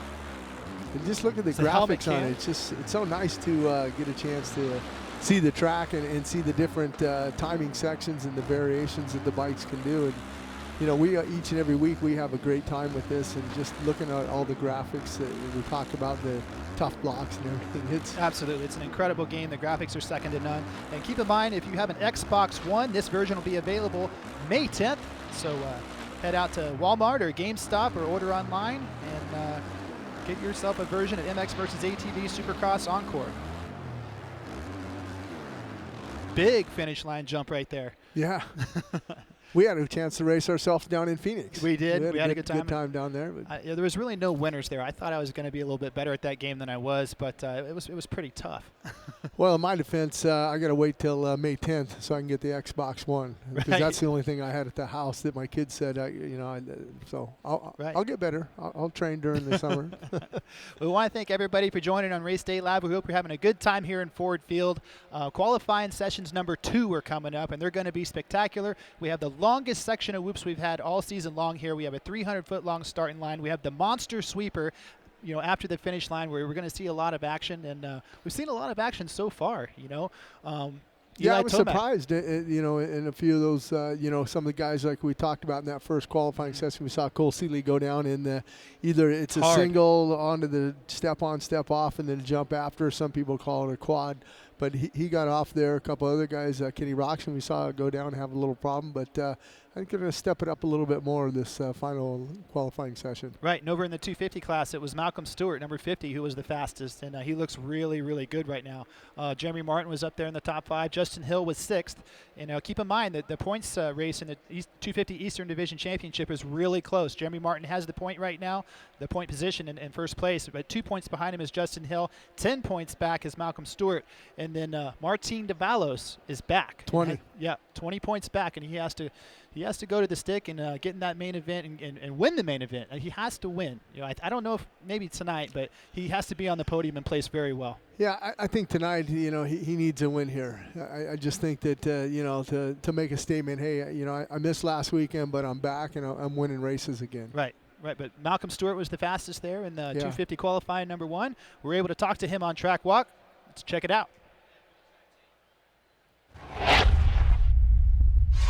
I'm here with Malcolm Stewart. Malcolm, I got to congratulate you, even though you didn't win the event, but that was a gallant effort you put in last week in Toronto. I mean, you go down, you come into the pits twice, jerseys ripped off of you, and you made it all the way up to 6, and most importantly, you kept yourself in that championship fight. Yeah, no, you know, unfortunately, you know, we went down the heat race. I meant the main event, sorry, and you know, I had to pull in twice, but I can't give Geico enough. You know, for guys, those guys never gave up. You know, I put it in once, we didn't figure it out. We came back in second time, and they figured it out, and they got me back out there. So definitely hats off to those guys, and I just knew that I can't let the championship go away like that. You know, I gotta fight, and there's a lot more racing though. So salvaging with a 6, you know, only 10 points behind. You know, it's for the end of that night, you know, I couldn't even be mad at myself. I knew that I did everything. I left everything out there on the track, and knowing that I did that, I'm just happy myself. So hopefully I can gain a few points back this week, and it'll be good to have Martin back to kind of mix it up in there a little bit. And so that would kind of help me get back up there, hopefully, and we'll see what we can do. Let me ask you this: when you come in the mechanics area like that, what are you adjusting? What are you trying to fix on the bike? The bike was tweaked up on that. It was tweaked up. I know I wasn't necessarily running correctly, just probably from the crash and things like that, a little beat up. So the guys got me back out there, and you know, everything was running great. So you know how it is. The bike gets tweaked up, front end gets twisted, and things like that. So it could mess the bike up a little bit. So overall, I'm happy that, you know, we got it back together, and we'll see what we can do. Round 4 here in Detroit, Ford Field for you. The past 3 rounds, 3 different winners. Do we make it a 4th winner with you tonight? That's the goal. That's always been the goal. So hopefully tonight will be my night.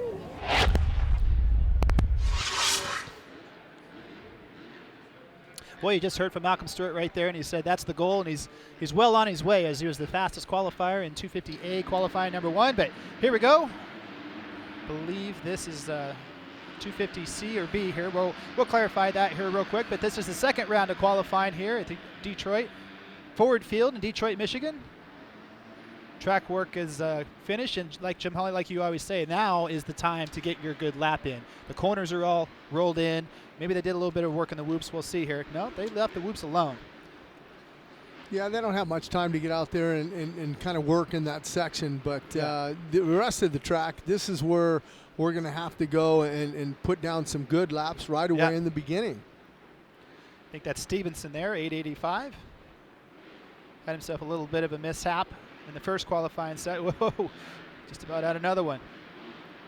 Like you said, Jim, though, the track's all prepped up. It's time to go out and be aggressive, put a good lap in, try to get yourself into the fast 40.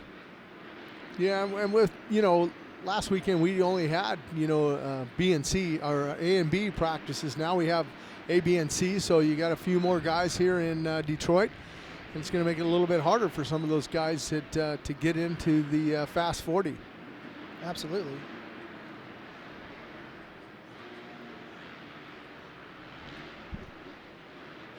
Yeah, quick correction there. That's Matthew Weekly, number 885 that we had on our screen there. Sorry about that. But we got the 250 and 450A qualifying sessions coming up next. We got a lot more Race Day Live coming up. We're going to take a little break. We'll be right back.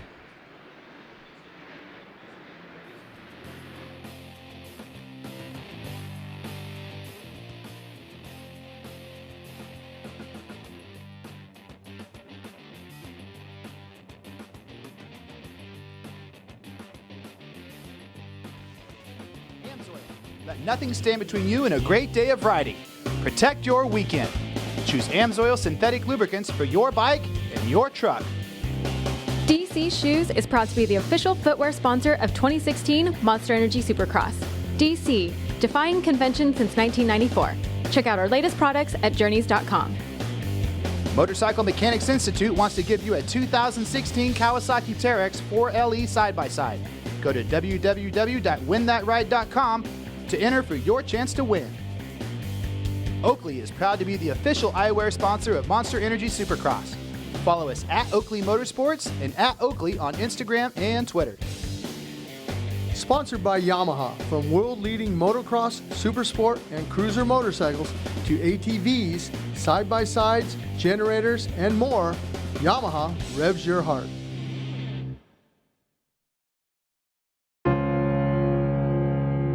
Your journey to work, to play, to see places you've never seen before.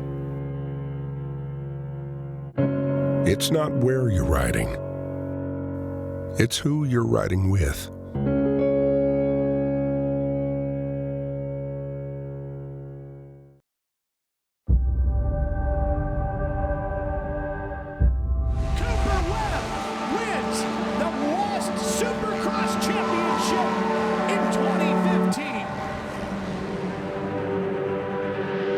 I just woke up one day and it clicked, and I'm like, I'm not just gonna be someone that rode a dirt bike and that tried. I'm gonna become the best.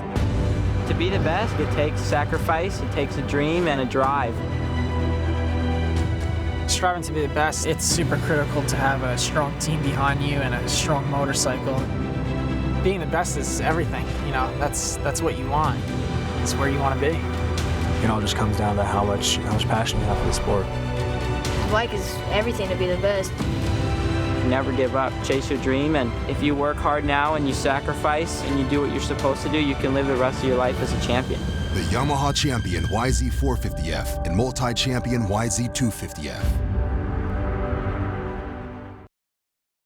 Rainbow Studios. Are you ready for more? MX vs. ATV Supercross Encore. The off-road legend returns with the next generation of graphics. Set yourself up with all new gear and bikes. Tear up the track in outdoor nationals and waypoint races. Meet up and explore in freeride. And for the first time ever, rhythm racing. Available now.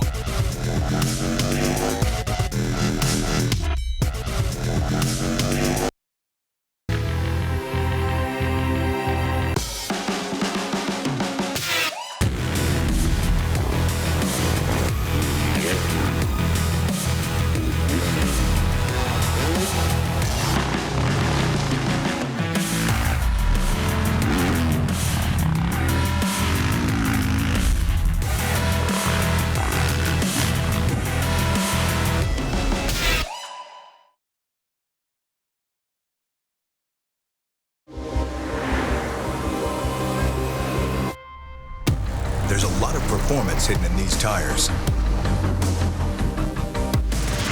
These tires are insanely good. Selected as a Consumer's Digest Best Buy. If this is what experts thought about Cooper tires, imagine what you'll have to say. They're impressive on all surfaces. Put Cooper tires on your car today.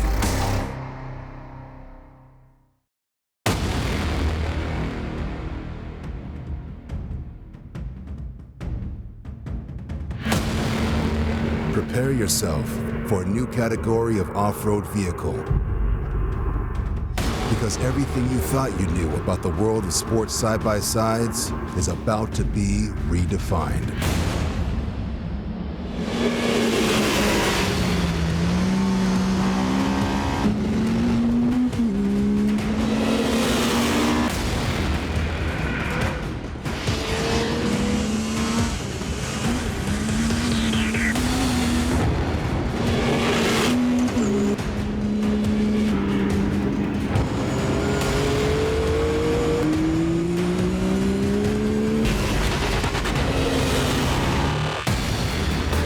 Introducing the world's first and only pure sport side-by-side.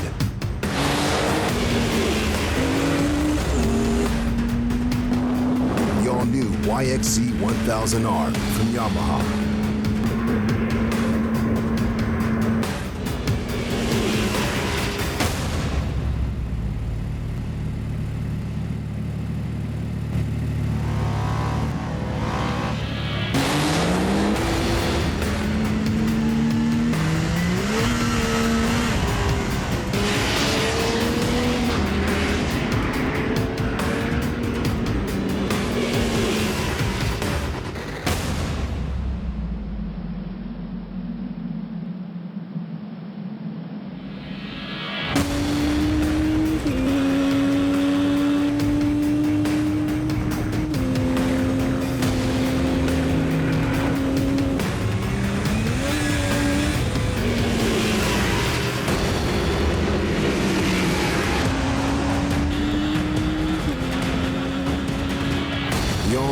YXZ 1000R from Yamaha.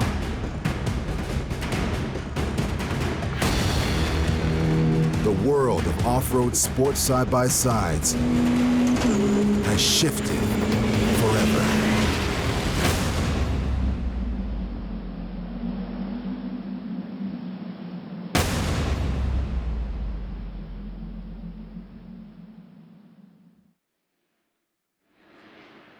And welcome back to Ford Field in Detroit, Michigan. We're currently watching the second round of qualifying. It's 250C group on the track right now with about a minute and a half to go. Again, Martin Costello at the top with the 52 flat, followed by Zachary Bishop Burnett, Matthew Weekly, Chaz Braden, and Jerry Lorenz rounding out the top 5. Yeah, Lorenz looked like he had a pretty good lap that time going in, so sitting him 5th right now, that's a pretty good time. I'm sure that'll probably get him in the 40 fastest. All pretty close right there, Jim Holly. The top 5 all within, all within 1 second. Yeah, that 52, like you said, if you look at the A group out there, Malcolm Stewart at 47.8. So, it's just, they'll get it. Trust me, they'll get it. It just takes a little time, and, the whoops there's we're getting a chance to see, is it 308? Yeah, number 308 there. Nicholas Jackson. Lake City, Minnesota, 547. That's Zachary there. Burnett. Just kind of winding down, like you said. I don't think any of these guys are going to go on too much of a heater here with 10 seconds to go in this practice session. Qualifying session, I should say. Once again, I want to thank everybody for tuning in to Race Day Live today, especially our international viewers. Don't forget tonight's broadcast on Fox Sports 2 at 7 p.m. and also the re-air on Fox Sports 1 tomorrow at 4 p.m. Eastern on Fox Sports 1, the re-air tomorrow. So if you miss it tonight, make sure and check it on Sunday tomorrow. If your bracket got busted, like Ralph Shaheen said at the top of the show, watch some Supercross. That'll do it. 250C qualifying number 2. Top 5. Martin Costello, Zachary Burnett, Matthew Weekly, Aaron Lininger, Chaz Braden.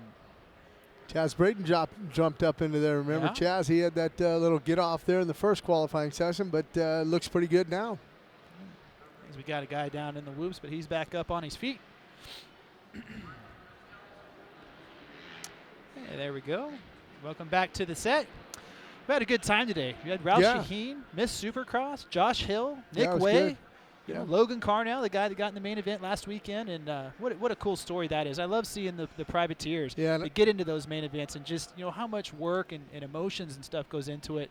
And congratulations to him. Yeah, and I'd love to see him, for us to give him $1,000 for that whole shot in that main event. I think it'd be pretty cool. $1,000 goes a long way. You got to remember that, we got next weekend off for Easter, and then we go out west. So these guys on the East Coast, after 4 rounds, they'll have a little bit of a break before we pick back up in Indianapolis there. So be good to see, and we'll see what happens tonight in that 250 main event. Right, and if you're just tuning in, some of the highlights from Race Day Live today, Josh Grant jumped up and put the 33 on top of the board for a little while, ended up in the top 5. Was he third, was he? Third, third. Mm-hmm. And Cole Seeley, unfortunately, having a big crash over the jump tabletop single. We won't call it a quad. Nick Way didn't call it a quad, nope. so we're not calling it a quad. He said a single, tabletop, a single. Right. But it looks like a quad. They're going so far. Yeah, it's a big one. But unfortunately, Cole Seeley crashed hard there. He got back up on his feet, so we should see him coming up here in 450 qualifying number 2.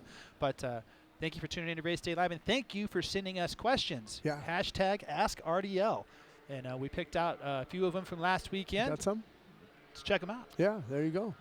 How many bikes is a guy like Ryan Dungey using this season, counting the preseason? Wow. It's a technical question. I actually picked this one out myself because it's interesting. The bike itself, they'll probably change the frame, 3 times throughout the season? Yeah, throughout a Supercross season, usually they'll frame it. And but the key is, the motors and everything else. You got to remember that each and every weekend that bike comes completely apart and inspected, and they know how many hours they can get on it. But I'd have to say, at least 3 or 4 bikes. 3 or 4 bikes altogether. You got to remember they'll have a practice bike at their facility wherever wherever they're at in California or Florida, and their race bike, and their practice bike is the exact same thing. And it's the same procedure with that bike.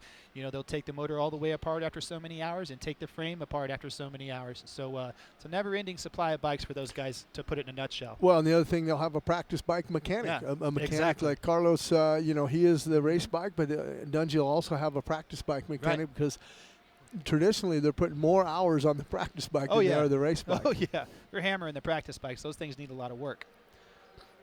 And there, I really like this question because it pertained to this weekend from Stephen F. That's Vinny 2 Tims 3. How does JG33 not have a ride? Personal choice, or nobody wanted to support him? It seems crazy to me. Well, Stephen, I'll tell you what. There's guys like we said, there's 2 or 3 guys in the world that have the speed to come off the couch and beat the best in the world. Josh Grant, you know, won the second moto of the USGP. Josh Grant came off the couch and finished 7th at the Daytona Supercross.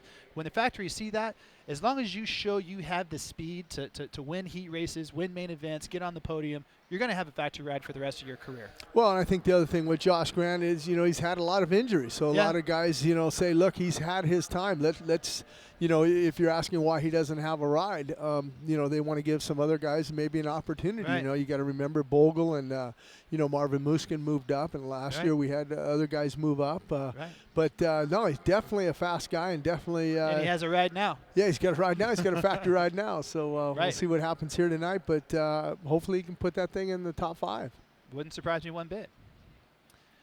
What does Ken Roczen's tattoo say that was shown on Making the Dream? I'm watching from my hospital bed, and I got that's Kurt Binky. There he is, you know, Kurt. You know, you know, Kirk, that was a great question. We were supposed to catch up with Kenny today. Unfortunately, we caught up with his sponsor instead, and they didn't have the same tattoo, and they weren't able to tell me. But we're going to find out for you, Kirk, and we're going to tweet you back. Supercross Live is going to tweet you what it says on Ken Roczen's tattoo. So stay tuned to Supercross Live on Twitter to find out exactly what that tattoo says. And we want to wish him a speedy recovery. He's laid up in a hospital bed. Just had a total knee replacement yesterday, but still watching the show today. Right. Kurt, you'll know by the end of the night exactly what that tattoo says. Take it, we promise. But remember, if you have any more questions, send them to us. Hashtag AskRDL. But if you can hear that, we've got the 250B guys taking off behind us. Let's see if Logan Carell can put it up on top of the board again, number 471. Yeah, let's do it. Where's he at? I'm trying to see if we can see if he jumped out there in the front, but that looks like you picture that number, Andy? I can't. I think that's 284. I think that's Church right there. Is that Church? I'll get some confirmation. Yeah, Cody Church. Cody. He rode really well last weekend. I believe he got into the main event as well. He did. Cody, and, he was slow on the whoops in practice. There. Right. We'll see where Logan's at out there, number 471. You know, every once in a while we get, I call it the Race Day Live good luck charm. You know, Kerry Hart came on in Glendale, and Ken Roczen went out and won the main event. Hang on to it, Cody. Yeah, he's got a little bit of pressure there. Number 297, Henry Miller. Henry Miller, he needs to pull the trigger. You know, I got to get around Church, but Church is running a good pace right now, and this is going to build. There goes Miller. Triple that section there. Double, single there. You're going to hold it inside there. Drift out a little wide, go by the mechanics area. Now he's got a clean track, pulls the tear off. Off he goes. There's Logan, 471, just flew by. Van Martin, number 421. We got. Oh, our boy Henry goes down. Stalled it right before the whoops. Right.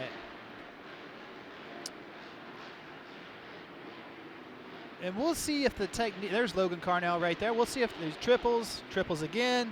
He's got a little bit of the Anderson technique going with the jersey flying off the back. He's a tall guy. Yeah, there's jerseys keeps flying up.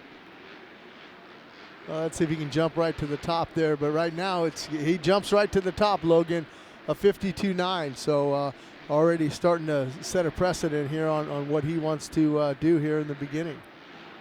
He looked like a man to me that had a lot of confidence.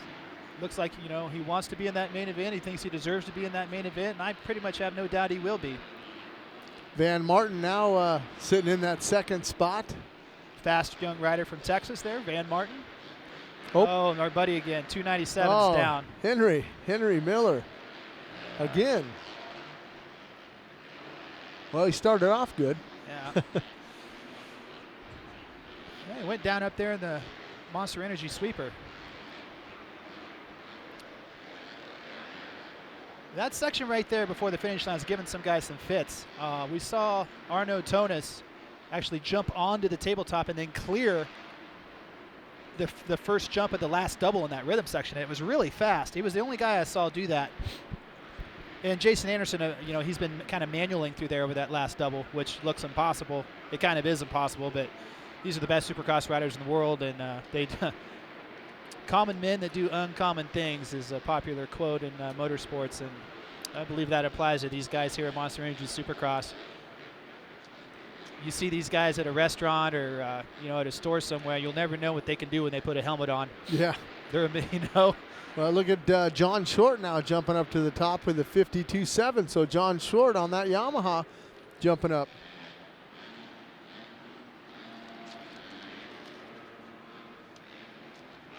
John Short, number 90, coming to us from Pilot Point.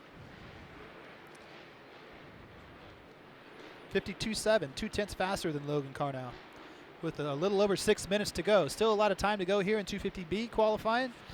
I think maybe tonight, Andy, we might see a first-time winner here in the 250 class. You think maybe in years past, the first-time winners here in Detroit, Ronnie Tishner in 86, Mike LaRocco in 88, Mike Brown in 94, Brock Sellers. Brock Sellers is here today. I saw him with his little son, 99, Brandon Jessamine in 02, and Ivan Tedesco in 03. All those riders got their first wins here in Detroit. You're asking me if I think we'll have a first-time winner. Let's see. Looking down through the point standings here, if I had to choose one, I'm going to go with number 23, the Yamalube Star Racing Yamaha rider, Aaron Plessinger. Well, that's what I was going to say. Or how about our buddy Benny? Maybe Benny could get lucky tonight. You never know. Benny Bloss. That would be a big victory. Yeah, that would be a huge victory. But hey, as we've seen in this class, anything can happen. 3 different winners in 3 races. Uh-oh. That's our boy Miller. Telling us how he won. Henry Miller, yeah, his shoulder looks a little bit banged up a little bit, and we're going to have to, that's going to have to stay his qualifying session. Let's see where he's at. He's down in 18th. That might be enough, maybe. It's hard to say. But I doubt it, because that 18th is a 104.7, and you saw some of the C guys. They were already in the 52, so. Yeah. I don't know if he's going to make it to the night program tonight. I'll tell you who we don't see out there is Vicki Golden. No, Looks like we don't. She hasn't logged the time yet. She might be done for this weekend. Well, we'll have to look and see. Sometimes their transponders might fall off, but we'll have to take a look at the track and see if we can see the 423. And I don't see the long hair. Well, hopefully she's all right. Hopefully she didn't have a mechanical.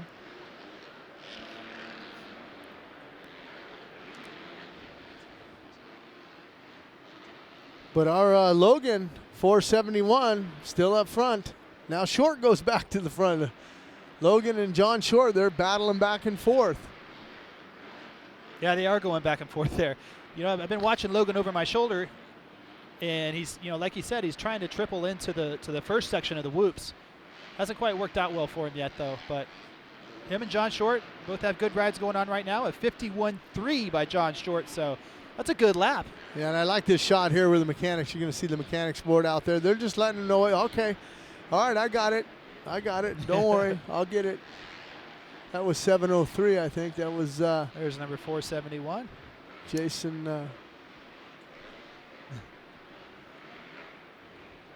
Well, hang on to it, Logan. He's going to putt by the mechanics area also.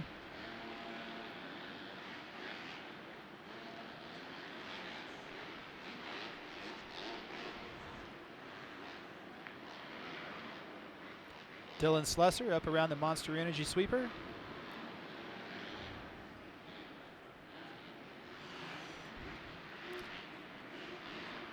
.450B, qualifying number 2 from round 11 in Detroit at Ford Field. Shaping up to be a good night of racing. It's a really technical, not a technical track, it's a fast track with a lot of challenging obstacles on it. The longest whoop section we've seen all season long. 100-yard long starting line. That's going to be good. I can't wait to see the whole shots tonight. Once again, tonight's race will air on Fox Sports 2, 7 p.m. And if you want to watch the re-air, it'll be on Fox Sports 1 tomorrow at 4 p.m. Eastern Time. Nice shot of the track right there. We're getting a chance to see 608. Yeah, it's Pulley, I believe. Yep. Just kind of looking at those whoops like we talked about. Well, he's offside. Hopefully John Gallagher didn't see that. John Gallagher sees all. He is the eye in the sky for the FIM. Literally, yep. As we're watching number 1. Ooh, boy. Hang on, buddy. hang on. Back out of there. Wave him off. He collected it up. That was good. Yeah. From the first couple laps of practice, I knew that section. This one right here. You know, you get over that tabletop, and then a small double, and then the big finish line. If you overjump it, that's where you get the problem. Exactly, in a real big hurry. Poli must have got into somebody here because we got a flap on our left sleeve. Whoa. Van Martin. Van says, I don't care what's flapping off your sleeve there, Poli. I'm going to go around you. Still can't believe you kissed Juliana's hand. Come on, man. Hey, why not? Huh? Why not? Anthony liked it. Yeah, there you go. I'm a class act. You're a class act. I'm a class act. Right. I'm just jealous is all. So. It was fun to have her on. I think she's done a spectacular job as Miss Supercross this year. As time's running out here. 450B qualifying number 2. Logan Carell jumps back up in front of John Short. They've been back and forth, both with a 51.1 for Carell and a 51.3 for Short, Jim. Yeah, and then you can see Van Martin there with a 52.5 there for Van. So not a bad. On our screen, yeah, not a bad effort at all. It's his best effort of the season so far. Yeah, come on, keep it going, Van. There you go. Whoop.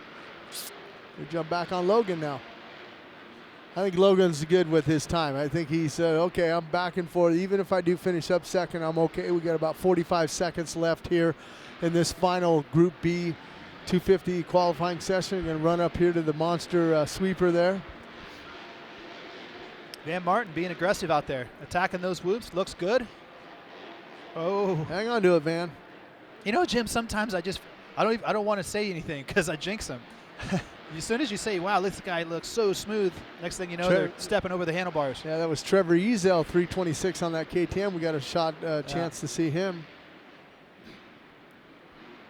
Yeah, I think Van's going to call it Logan. I think he's going to call it a day here with 8 seconds to go. Yeah, got to ride her down hard in the whoops off camera, but 5, 4, 3, 2, 1. And that will do it for 250B qualifying number 2.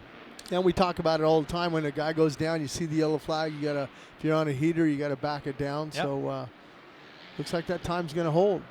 I'm pretty excited. The conclusion of the 250B group, qualifying number 2, only means one thing. Mm-hmm. Got the A boys up next. Who's it gonna be? Remember how exciting it was last weekend, man? They were back and forth right up until the final laps of the qualifying sessions, and Well, there's the final in the 250 Group B qualifying there with our buddy Logan and John Short and Van Martin there. Keaton Ward. 4th. Grady Featherstone in 5th. Pretty close right there. Eric Grondel, 6th. Justin Rando, 7th. Tyler Bierman, 8th. Cody Church, 9th. Dylan Slusser, 10th, rounding out the top 10. Yeah. We saw David Pulley out there, 608. He's down in 14th there, so not too bad. Once again, coming up next, we have the A group qualifying sessions, and it's going to be, it's going to be pretty exciting. It's going to be very exciting. That's my favorite part of the show. Malcolm Stewart was the fastest the first time out there. Justin Hill, the 6th fastest, which was a little bit of a surprise. I think he's going to come out swinging this time, and I believe we'll see him in the top 3 at the very least. Well, and you talk about Malcolm Stewart, a 47.8, and then Arno Tonis with that 48.4, and then Martin Davalos with that 48.5. So we'll see if these guys can maybe pick it up and drop down into the 46s. I don't know. It might be a little bit hard. I think the track's kind of, getting a little bit slipperier. Yeah. I think they're kind of searching around for traction out there right now. So, yeah, we haven't seen a slick track in a while. I believe I'm trying to remember the last time we saw one that was pretty slick. I think Glendale was a little bit slick in some spots. Glendale was. But since we've been on the East Coast, it's been more the tackier style of dirt, a little bit more ruts. But the track looks good up here in Detroit. Nick Way and some of the riders we've had on here weren't complaining about it, and seems to be a good one. Yeah, they're stacking up right now. The A group, they're kind of coming onto the starting line on the MX versus ATV Supercross Encore starting gate. You're getting a chance to see these guys walk their bikes out and kind of get ready for this final session here. I don't know if you just caught that, but I just saw Martin Davalos set his own hole shot device with no help. Just did a big old stoppie. Just mashed it down. Didn't need no help at all. Didn't need any help. We speak English here on Race Day Live. Jeremy Martin there, his mechanic there. He's actually engaging the rear one. whole shot device, right? Yeah, so that's trying to make it the bike come down a little bit more. Jeremy Martin pretty short-legged, trying to get him flat-footed on that bike. Short-legged, short torso, pretty short. But fast. You know, and that's kind of funny. Throughout Supercross history, you look at guys like Jeff Ward, Ricky Carmichael. They weren't dunking any basketballs, but those guys can get around a Supercross track. It almost looks like from this shot here that they're going to go up and make the right-hander, huh? Yeah. Yeah. But it's going to be a left-hander there. Absolutely, it will be. As they're lining up in the MX versus ATV Supercross Encore starting line. You think Malcolm's going to be fastest again or what, Jim? Yeah, I think so. I'd be curious to see where Hill ends up. You know, Very that's curious, sixth. Yeah. If, but like I said, it's it doesn't matter. You know, I mean, it's just time practice. I mean, it matters for gate pick, of course, but you know, like his brother said, it matters. Totally matters. Yeah, but when his brother said, he goes, yeah. you know, Justin's not a clock guy. He's a racer. Right. And right. you know, he's not going to let that time bother him. You know, it's a pivotal point in Justin Hill's career. He's been around for a few years. He's been on some of the big teams. You know, Mitch's team, Red Bull KTM. Now he's on the Troy Lee Red Bull KTM squad. He has a chance to win a championship, and those don't come down the road very often. No, and if he wins the championship, he's going to have to move up. He won't. Yeah. He won't even be able to run the #1 plate.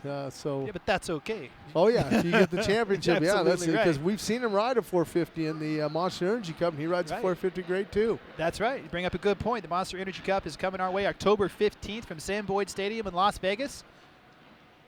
Want to send a shout out to all of my co-workers out there. Sam Gomez, Christy Cannon, Brandon Williams are out there for the Monster Jam World Finals at Sam Boyd Stadium right now. There's 113 Monster Jam trucks. Quite a spectacle. So hello guys, I know you're watching Race Day Live. Getting ready to finish it off here with the 250A qualifying session number 2. We got Shane McElrath, who jumped out to the beginning last time, and he's got his head over the handlebars. Yeah, he's ready to go. Yeah, he is.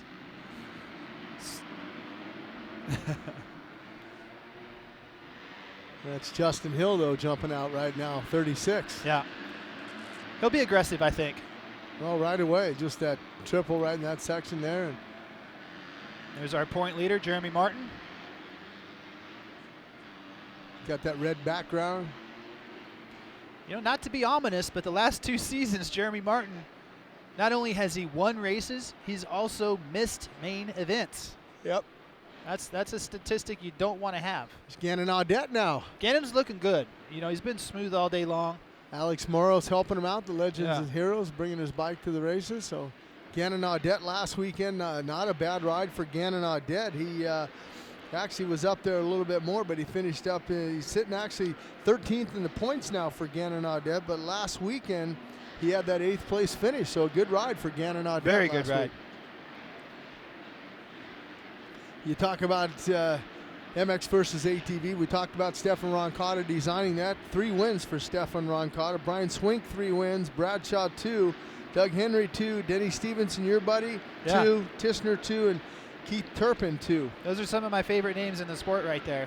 You know, Swinkster, Debo, Doug Henry, Roncada.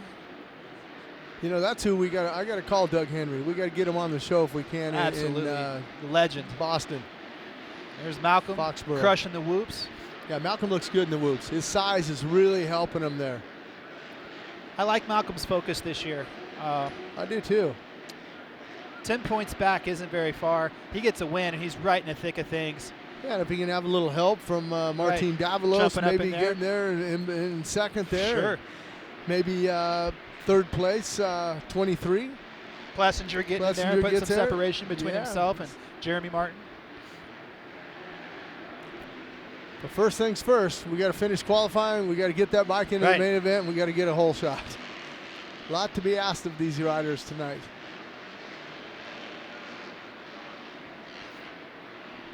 Triple, triple, triple. Jump on, there we go. Yeah, that's the fast line where Gannon Audette, I think, for the 250 guys. I think that looks good. He went back to look at the time to see if he's up on the board. And Gannon Audette, you just missed it. 6. 6th fastest for Gannon Audette, but Tyler Bowers with a 48.2, Malcolm Stewart a 48.3, and Justin Hill a 49.2. That's good for Gannon, though. I like to see those guys, you know, feeling good about their lap and looking up there to see if they're on the board. Yeah, but still not as fast as that 47.8, that first go-around we saw. 4/10 slower so far. Yeah, I don't know if they can make that up. Let's see if Tyler checks out this line there. Jumps on, jumps over. Yeah, that's the quick line. They're all starting to get it. And they're sending it now off that jump. We talked about it earlier in the beginning of the show. They cut that jump down, and Plessinger now. Yeah, when I was on track walk this morning, Jim, I noticed that jump, the big single to the flats, and I was like, man, well, did Martin just hit the quad there in the middle of that? I believe he did. Yeah, this is going to be a fast lap for Jeremy Martin. We're Let's going see to where have he to watch goes him up. go, especially if he did it. Yeah, Martin's still at, that was his fast lap, a 49.4. Jeremy Martin still in 6th. There's Malcolm setting up for a fast lap. Benny Bloss. Stylish as ever, looking good. And I tell you what, I would not want anything to do with that jump on, jump off there before the finish line. You mess that up one little bit and it's ugly. I think I see a podium in the future for Tyler Bowers tonight. Well, that last lap for Tyler Bowers, 48.6. Not the fastest. He had the fastest at a 48.2. 48.2, yeah. Not bad, though. 4/10 differential there between his laps. Could have been a pass involved. There's Martin now, kind of checking out the whoops. A little over 5 minutes to go. It is Bowers, Stewart, Davalos, Arno Tonis, Justin Hill in the top 5, followed by Jeremy Martin, Aaron Plessinger, Alexander Fry, Gannon Audette, Jesse Wentland rounding out the top 10. Jesse Wentland having a good ride last week. Finished up 5th in Toronto in that main event. Top 5. Tough to come by there. Really good ride.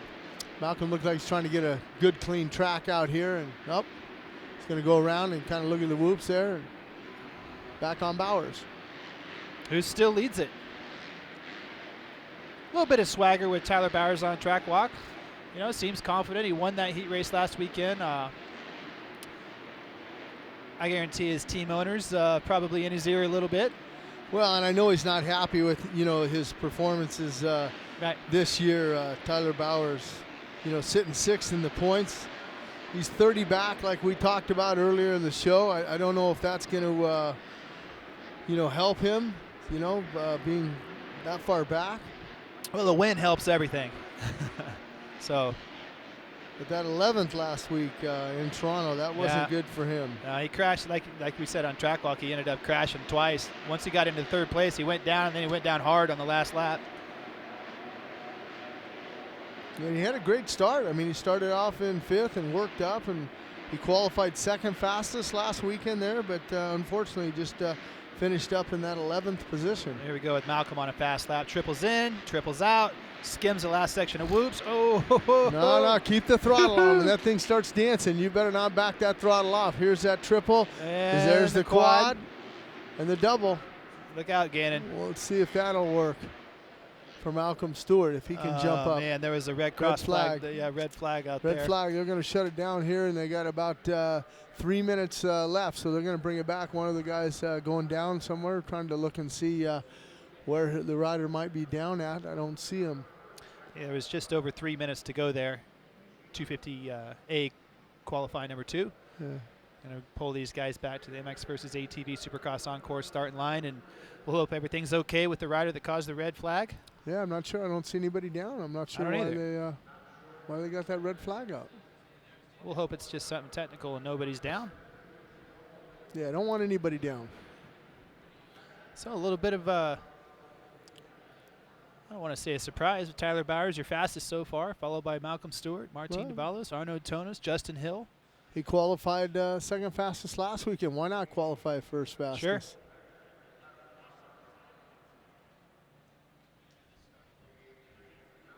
I'm kind of looking down through the through the list there, and Martin Davalos not bad at third with a 48.5 there, and Arnold Tonis behind him. Hill, Martin, Plessinger, Fry, Gannon Audette, Wheatland, McElrath. That's a surprise. RJ Hampshire all the way down in 14th. Yeah, I'm not sure. I don't know if he's 100%. Right. He's been Maybe pretty banged up a little bit. Yeah, I think he's a little banged up. Talked to him on track walk and see the AMA officials now. And there's James Stewart. I mean, Malcolm Stewart. James is watching, though. Yeah, hello, James. We hope you're all good at home. Hope you enjoyed watching Race Day Live. Thanks again for the tweet last weekend. Looks like your brother's on it this weekend, going for a big win tonight. What do you think he's saying there, Jim Hawley? Talking to the suspension guy, the Kayaba guy, right there, and saying, you know, it's kind of kicking a little bit in the whoop still. Can we do anything about it? And he's saying, well, I don't know. What do you want? See some of the guys down there with the mic.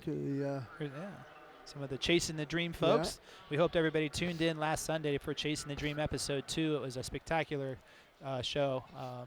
Doug Cabrera, Luke Parmenter, all those guys are working hard to put together a really spectacular series. It's the can't miss series of 2016, Monster Energy Supercross Chasing the Dream. And all they keep saying, I was like, congratulations, guys, episode 2 was awesome. And they said, well, just wait till you see episode 3. Right. It's got the Vince Freezy fight in it. It's got a lot of surprises coming up and behind the scenes stuff. Yeah, good fight. BTS behind the scenes. So really looking forward to seeing what those guys come up with next. But congratulations on their success so far. Once again, tonight's action coming up on Fox Sports 2, 7 p.m. Tomorrow, the re-air is Sunday, 4 p.m. Eastern Time on Fox Sports 1.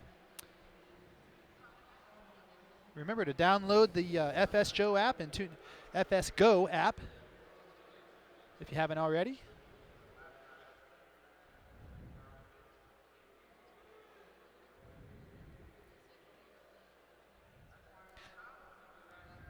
Let's talk about ArenaCross. Oh, billboards, 58 seconds. Yeah. Jenny Taft there getting some comments from, I believe that was Kenny Roczen she was talking to. Yeah, I'm not sure why they're just kind of hanging out waiting. I don't see a rider down on the track, and but maybe it was a technical thing. Yeah, well, they're sorting it out right now. Let's go ahead and take some words from our sponsors. We'll be right back to action. AMSOIL. Let nothing stand between you and a great day of riding. Protect your weekend. Choose AMSOIL synthetic lubricants for your bike and your truck. DC Shoes is proud to be the official footwear sponsor of 2016 Monster Energy Supercross. DC, defying convention since 1994. Check out our latest products at journeys.com. Motorcycle Mechanics Institute wants to give you a 2016 Kawasaki Terex 4LE side-by-side. Go to www.winthatride.com to enter for your chance to win. Oakley is proud to be the official eyewear sponsor of Monster Energy Supercross. Follow us at Oakley Motorsports and at Oakley on Instagram and Twitter.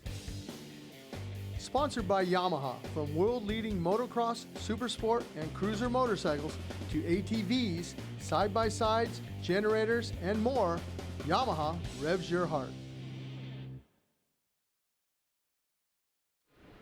And we're still at a red flag condition here at Ford Field for Detroit, Michigan.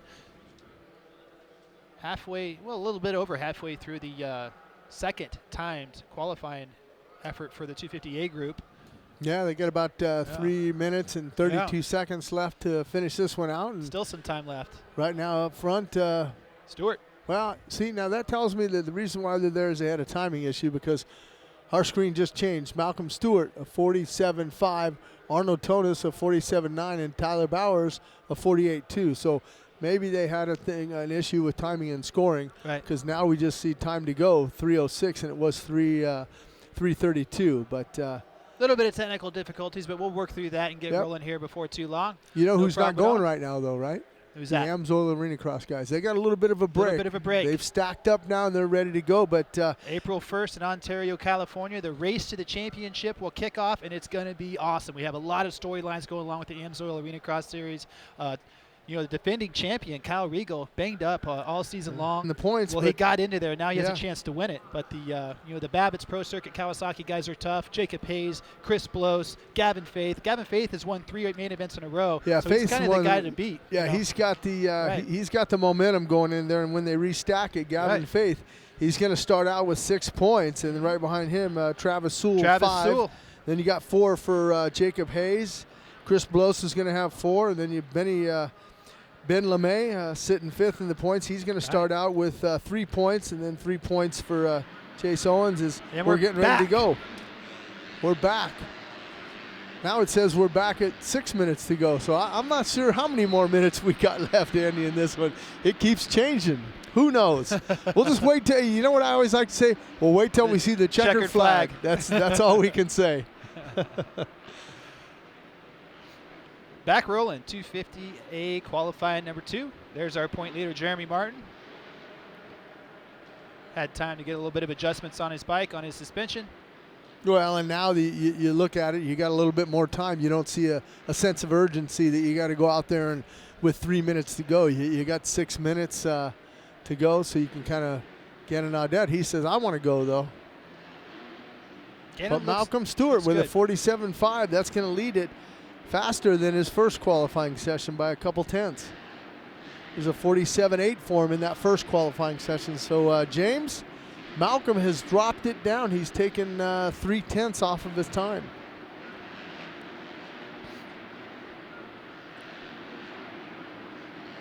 Correct me if I'm wrong, but I think this is the first time that we see Jeremy Martin with the red background in his career, correct? In Supercross. In Supercross. It is. Yeah. Yeah. So something new for him. Yeah. Yeah. 2-time outdoor champion. He's worn it a lot outdoors, but Monster Energy Supercross, he's in uncharted waters, and I know he wants to keep it. He's got Johnny O'Mara working really closely with him, and they really have their eyes on sharpening up his Supercross program. And I don't have any doubt in my mind that they'll do that.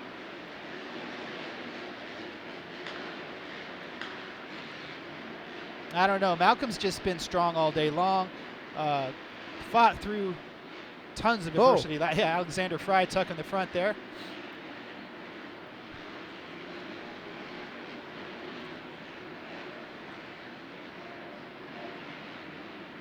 Well, qualifying, like we said, Andy, we've always said it, qualifying's a lot different than racing.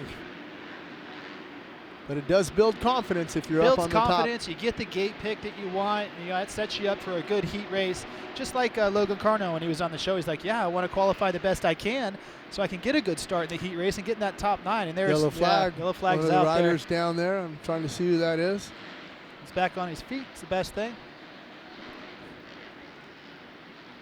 Looks like Paul Coates, I believe. Is that Paul? Yeah. Yeah. He's okay. That was in the first set of whoops, too, at the end of them. Usually riders that we had on, Nick Way and Logan, they said that the first part's not the hardest. It's that second part. They all look hard to me, man.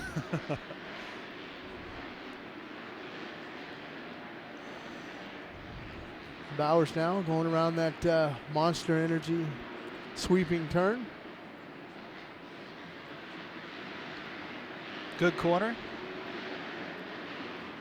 Pretty big Yeah, triple good, there big coming triple. out of that corner. It's going to be tough. Here's that triple in the middle section there and double single. Come across the mechanics area and kind of take a peek over at your signboard. Tyler looks strong on the whoops.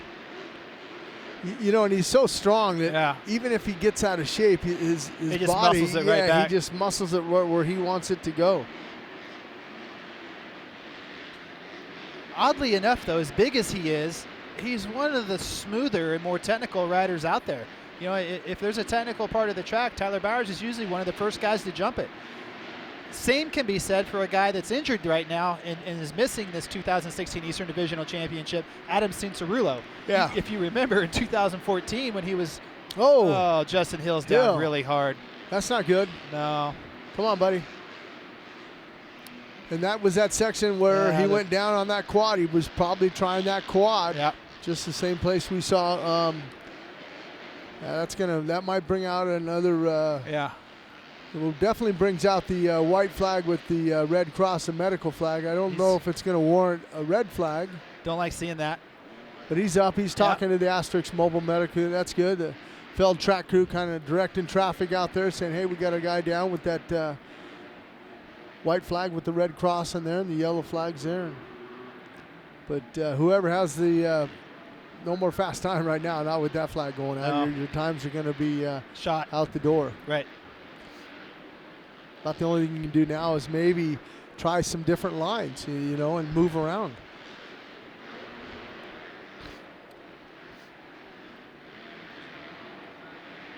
Tonis rolling that section there where Hill went down. He's back on his feet. He's off the side of the track. Looks like a big wreck. There he is there talking to the Asterix Mobile Medical here. They're kind of checking him out, making sure, hey, where are you at? What track we at? What day is it? Ford Field, Detroit, Michigan, sir. Yeah.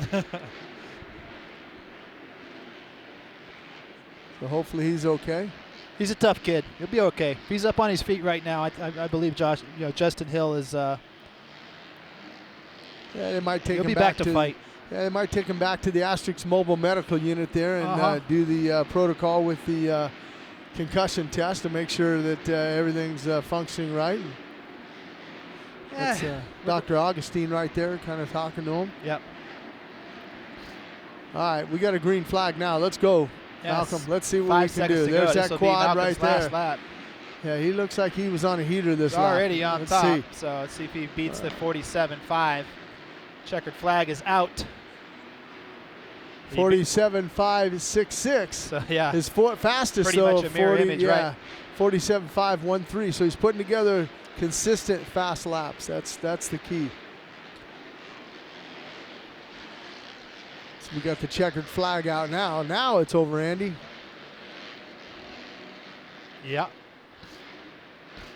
Checkered flag is out. That's going to do it. 250A qualifying number 2. The fastest rider is Malcolm Stewart for the second time in a row. Malcolm's been fast all day. He's looking for a win. Detroit might be the place where he gets it.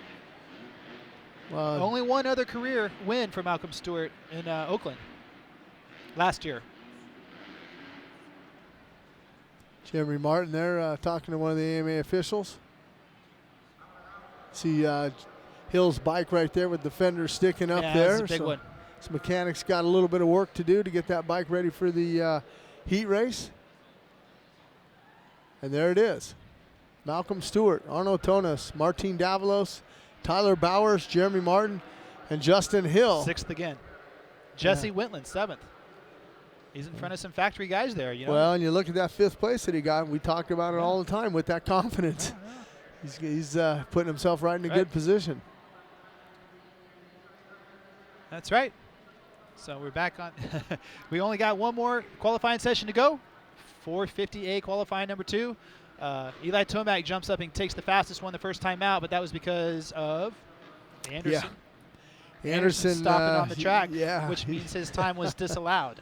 So we'll see if he comes back with a vengeance and puts the number 21 Husqvarna back on top, or if Eli Tomac goes out there and does what he did last year, won the race. Well, and you talk about it, you know, that 46.6 for Anderson there, but it was Eli Tomac with that 46.7. So just a little bit off there, but John Gallagher said, hey, I kind of thought you stopped, and we're going to have to waive that time off. All right, you can hear him going behind us. 450A is getting ready to fire off the MX versus ATV Encore starting line for the final time here on Race Day Live today here at Ford Field in Detroit, Michigan. Round 11. Can't wait for tonight. Anderson's going to be ready to jump out there. There he goes. I'm not stopping this time. All right. He'll argue he didn't stop the first time either.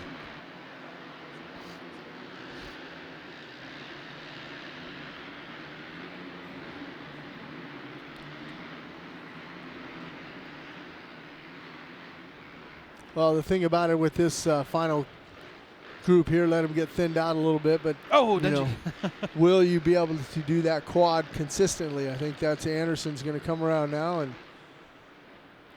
he was able to hit it. Yeah. There goes Roczen. Can't count out Ken Roczen either. You know, I remember we didn't talk about him much last weekend. It wasn't very spectacular in qualifying, and talked about a lot of racers, and the number 94 didn't come up very often, and then he goes out and I'm going to say dominated the main event last weekend.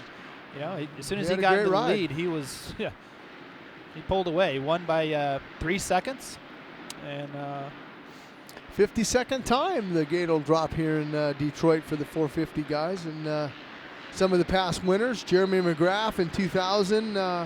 That was when we had back-to-back 2000s there, and Ricky Carmichael in 01. Nathan Ramsey, I was there when he won on his 4-stroke. Chad Reed then started to dominate with 3 in a row from 03, 4, and 5, and then James Stewart dominated 6 and 7.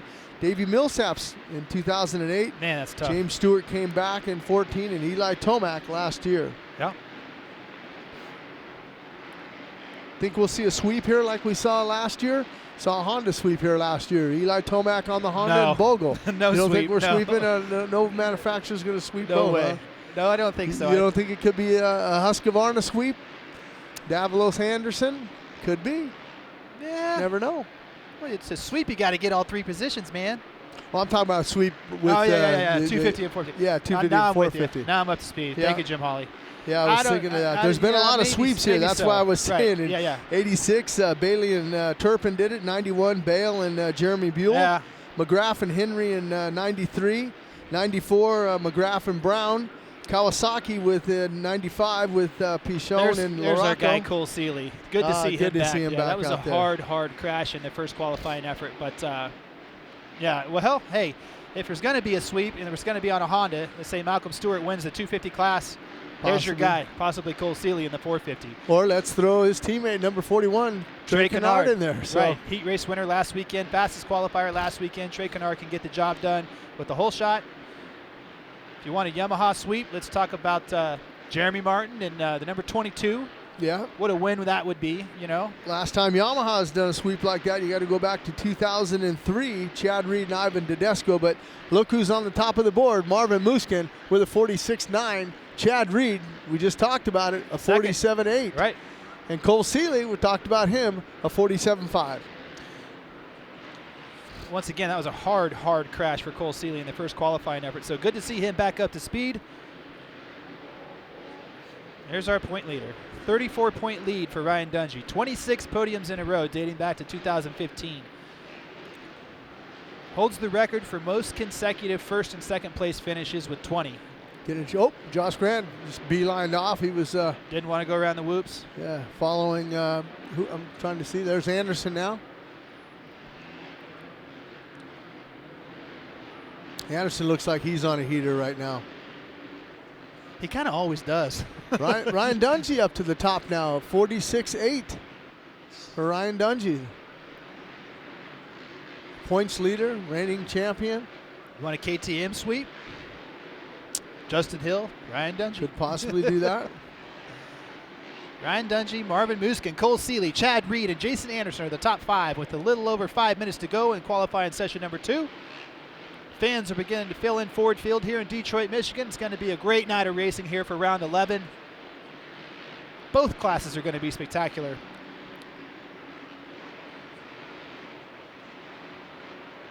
You're watching the 22, the legendary 22. And the man second on the board right now, Marvin Muskin. 3 podiums in a row for Marvin.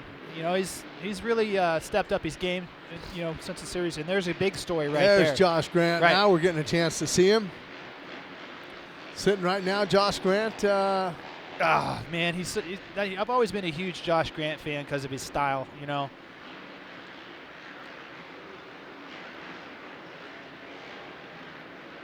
There's how you jump through the whoops by Marvin Muskin there, just kind of playing around. Yeah. He's setting up for a fast lap.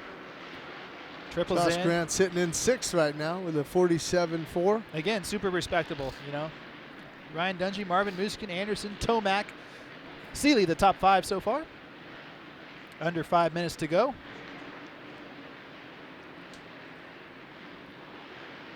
Triple, and then skim the second set.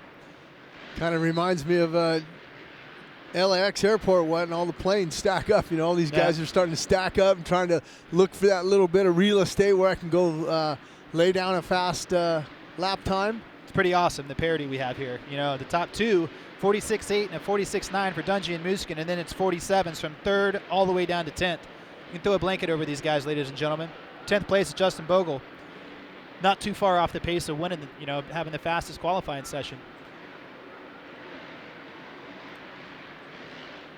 You know, it's kind of like I said, though. It was about this time of the year last year, that man right there with the big number 1 on his plate. Just when you think you're creeping up on him, he just likes to, you know, turn the knife a little bit harder, pull away in the points a little bit further. He doesn't let up. He doesn't quit. He's the Dungeonator. He's not the Diesel. He hates the Diesel. The Dungeonator now, huh? Yeah. Well, you know, nothing really stuck as far as a nickname. You know, Ryan Dungey. Oh. Well, let's see if this time is, because Marvin Muskin's at the top now. And is our boy Nick Way. 46.4, so that's the fastest so far. Marvin Muskin. Didn't have a finished up second here last year. Behind Bogle. Came through the pack, you remember? Yep. Came through the pack a long ways. We got it right got some down yellow on the flags. Not sure who that is. Brayton, maybe? Think so. He's back up, pushing off the track. Yeah, it looks like something maybe might have broke on his back. Here comes Dungey into the pits. Tomac's up to 3rd. Got about 2:57 left in this. Tomac looks like see how they kind of pace themselves. Yes. They let the other guy, then boom, I'm going to go. Right. Eli Tomac sitting in 4th right now. Let's see what he can do. He's going to be on a hot lap as soon as he crosses the finish line here, the Monster Energy finish line. Hammers down now. You can see him racing into that monster sweeper there. Yeah. Eli Tomac's on a heater. Watch how hard he carries his speed into this right-hander. Hard on the brakes. Get in that rut. Rotates around the right-hander. Soaks the triple. Let's Watch his form in this left. Stay with Eli Tomac. Both feet on the pegs. I like that. Yep. Standing up a little bit. See, never really sat down. Oh. Calls it off. Something didn't feel right. Wow, looked good to me. Yeah, it looked really good. There's the man that's the fastest so far in 450 Group A qualifying number 2. Marvin Muskin. Man, you know, I really want him to win. You know, we try to be, you know, we don't want to be preferential towards anybody here, but one of the nicest guys I've seen race Monster Energy Supercross, you know, Marvin Muskin. And to have that victory in Atlanta come down to the last lap, I really thought he had it won. But these wins aren't handed out. You have to earn them. Well, and here's something interesting, too. In my stats, never been a first-time winner here in the 450 class, so maybe we'll see it tonight. Maybe we'll see it tonight. Records are made to be broken. All-time winner, though, Bob Hurricane Hanna, 9. Jeremy McGrath was 6. And Damon Bradshaw, the beast from the East, 4. Then you got Chad Reed at 3, Stewart at 3, Bailey at 2, Barnett, Bale, Donnie Hansen, and Ricky Johnson, Ezra Lust, Jeff Ward, all with 2 wins here. Wow. But something interesting, Josh Hansen has won here in the 250 class, and his dad's won here also in the 450s. So, you know, he's coming back for Santa Clara, I think. That's what I hear. Yeah. I ran into him the other day. He was Josh Hansen visiting. It was his dad's birthday, and Billy Payne had a little party, and I was bicycling by. I saw the 100 van, and I stopped and chatted and said happy birthday to Donnie, and said he's going to try, but he's coming back on a 450. Yeah. Good for him. Yeah, I think he'll be good. I think he's a main event guy. Maybe, you know, with a good starter, top 10 guy. Josh Hansen, a lot of talent. With under a minute to go, Marvin Muskin is the fastest, followed by Jason Anderson, Ryan Dungey, Eli Tomac, and Trey Canard jumps up into the top 5. Well, when have you seen this? An all Austrian manufacturers, 1, 2, 3. No Japanese manufacturers in the top 3. We could have a sweep there. We were talking about it earlier. You were thinking about a sweep here. Top 3, that could be a possibility. Yeah. I mean, it's a Husqvarna, but still, it's KTM. I mean, could be good for those guys. Wow, if you're playing RM Fantasy, what do you do? I'm already thinking about it. We still got our third RM Fantasy segment coming up, and it's just like it is every week, Jim Hawley. You know, as deep as this field is and as talented as these races are, and you got this guy comes out swinging the first round, gets the victory. Jason Anderson. He hasn't been back to victory lane since. Top of the podium. We don't have victory lane. This is Supercross. Well, that's the checkered flag now out for Dungey. He's finished there, and his time's going to hold at that 56.5 for 3rd right now. And Marvin, we'll see if he can hang on to the fastest time of the night, a 46.4 for Marvin. I know Kurt Benke, he's in that hospital room recovering. He's going to pick Dungey to win, his teammate Muskin for 2nd, And he's going to go with Kenny Roczen in third, and his wild pick, 800 for Michael Lessie, finishing 15th in tonight's main event as you're getting a chance to look at the... Kirk's on it every weekend. Yeah, he loves to play. There you have it. There's the rundown. Marvin Musquin, Anderson, Dungey, Tomac, Canard. 6th place. Chad Reed, Seeley, Grant, Roczen, Pike. And, Lurch is going to be down here to talk to Marvin Musquin here shortly. Hear what he has to say. Well, you look at Kenny Roczen down there at 9th, and I'm not so sure where he was last weekend. Right but about there. Right about there, and he came away with the win as we see Lurch down there on the podium, and Juliana Daniels there kind of motioning for Marvin Musquin to come up and talk to him. Yeah, so come on now, get up here. He's on his way. Behind the Dreams following him too. Yeah, always. Those guys are everywhere. Luke Parmenter and Doug Cabrera and Wes Williams and the whole crew. Marvin's heading up to the podium. A round of applause for the number 25 Red Bull KTM, none other than Marvin Musquin. And I have to say, first year in the 450s, and you have matured so well. Qualifying's going well for you, and the last few rounds have been going well with podiums. Yeah, I'm doing a lot better, and I'm really happy, but I couldn't do it without Frankie, Mathilde, my wife, and the Red Bull KTM team, you know, and my trainer, Alden Baker. We all work really hard, and kind of surprising because track is slick, and that's not my best condition out there, and but being first right now, it's awesome. You know, when you talk about it, your smaller size, the bigger bike, you brought a certain finesse that you've always had onto the 450, making it such a smooth-looking ride for you. Yeah, thank you. Yeah, that's what I need to do. I really use my technique, and it's going to be different tonight. It's going to be tough. Ladies and gentlemen, let's give it up for the 25 Red Bull KTM, Marvin Musquin. Well, there you just heard it from Marvin Musquin, the fastest qualifier here from round 11. Hasn't won a main event yet. 3 podiums in a row. He's a win waiting to happen. Perhaps this is the night, Jim Hawley. Slick track, a little bit technical. It's going to break down. It kind of is in Marvin's wheelhouse, I think. I think so. I think the key is if he can get a start like we saw him get that start in Atlanta and lead those 19 laps. I think that's going to be the key for him if he can successfully get his first 450 win here. I just kind of feel a vibe. I'm going to go with him for the win. I just, we've never had a first-time winner here. Well, here's our third Rocky Mountain ATV MC Fantasy Insider. Here's our top picks. Dungey, Roczen, Musquin, Tomac, Seeley. Those are pretty solid. Again, we don't put Anderson in there, but there's the current leaderboard. It is close at the front. 1 point lead. Yeah, 1 point lead, and then 2 points over third place. So going for a Toyota Tacoma there. Rocky Mountain FantasySX.com. Shout out Ray Butts.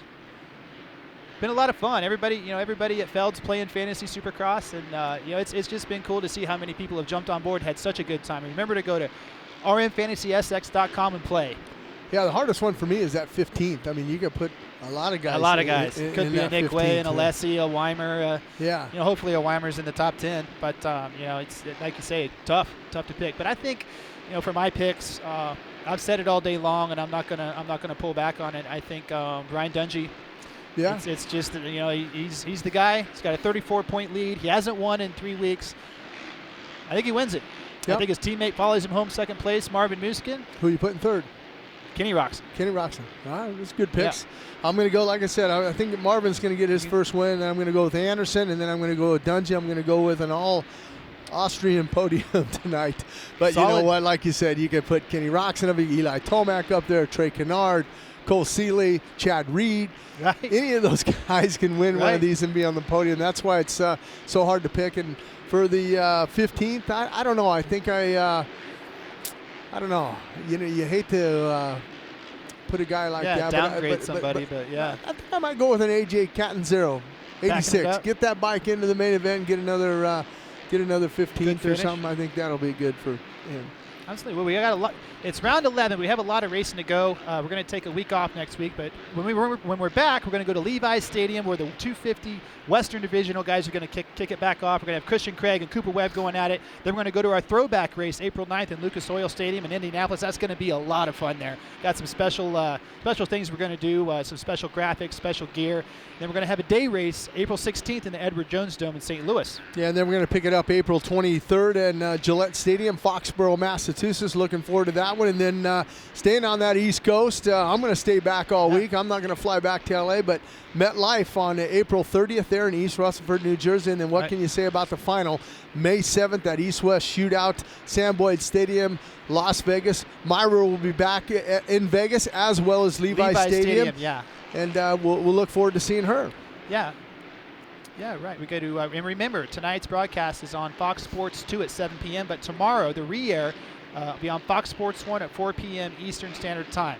So 2 chances to watch the Supercross in Detroit. And once again, we want to remember Myra Tinajero coming back to join us in Santa Clara in 2 weeks. So Myra, we know you're watching. We miss you. Can't wait to have you back.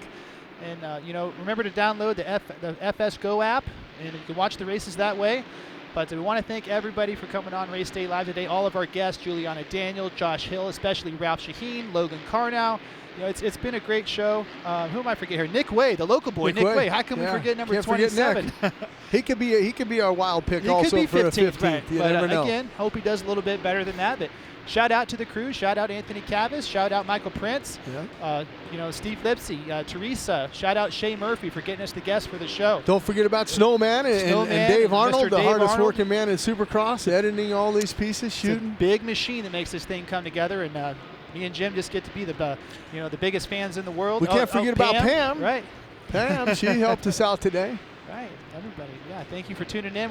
We're going to wish everybody happy Easter next weekend, and we'll be back in Santa Clara. Thank you for watching Race Day Live. Don't forget, Fox Sports 2, 7 p.m. Re-air tomorrow, Sunday, 4 p.m. Fox Sports 1. Thank you for watching Race Day Live.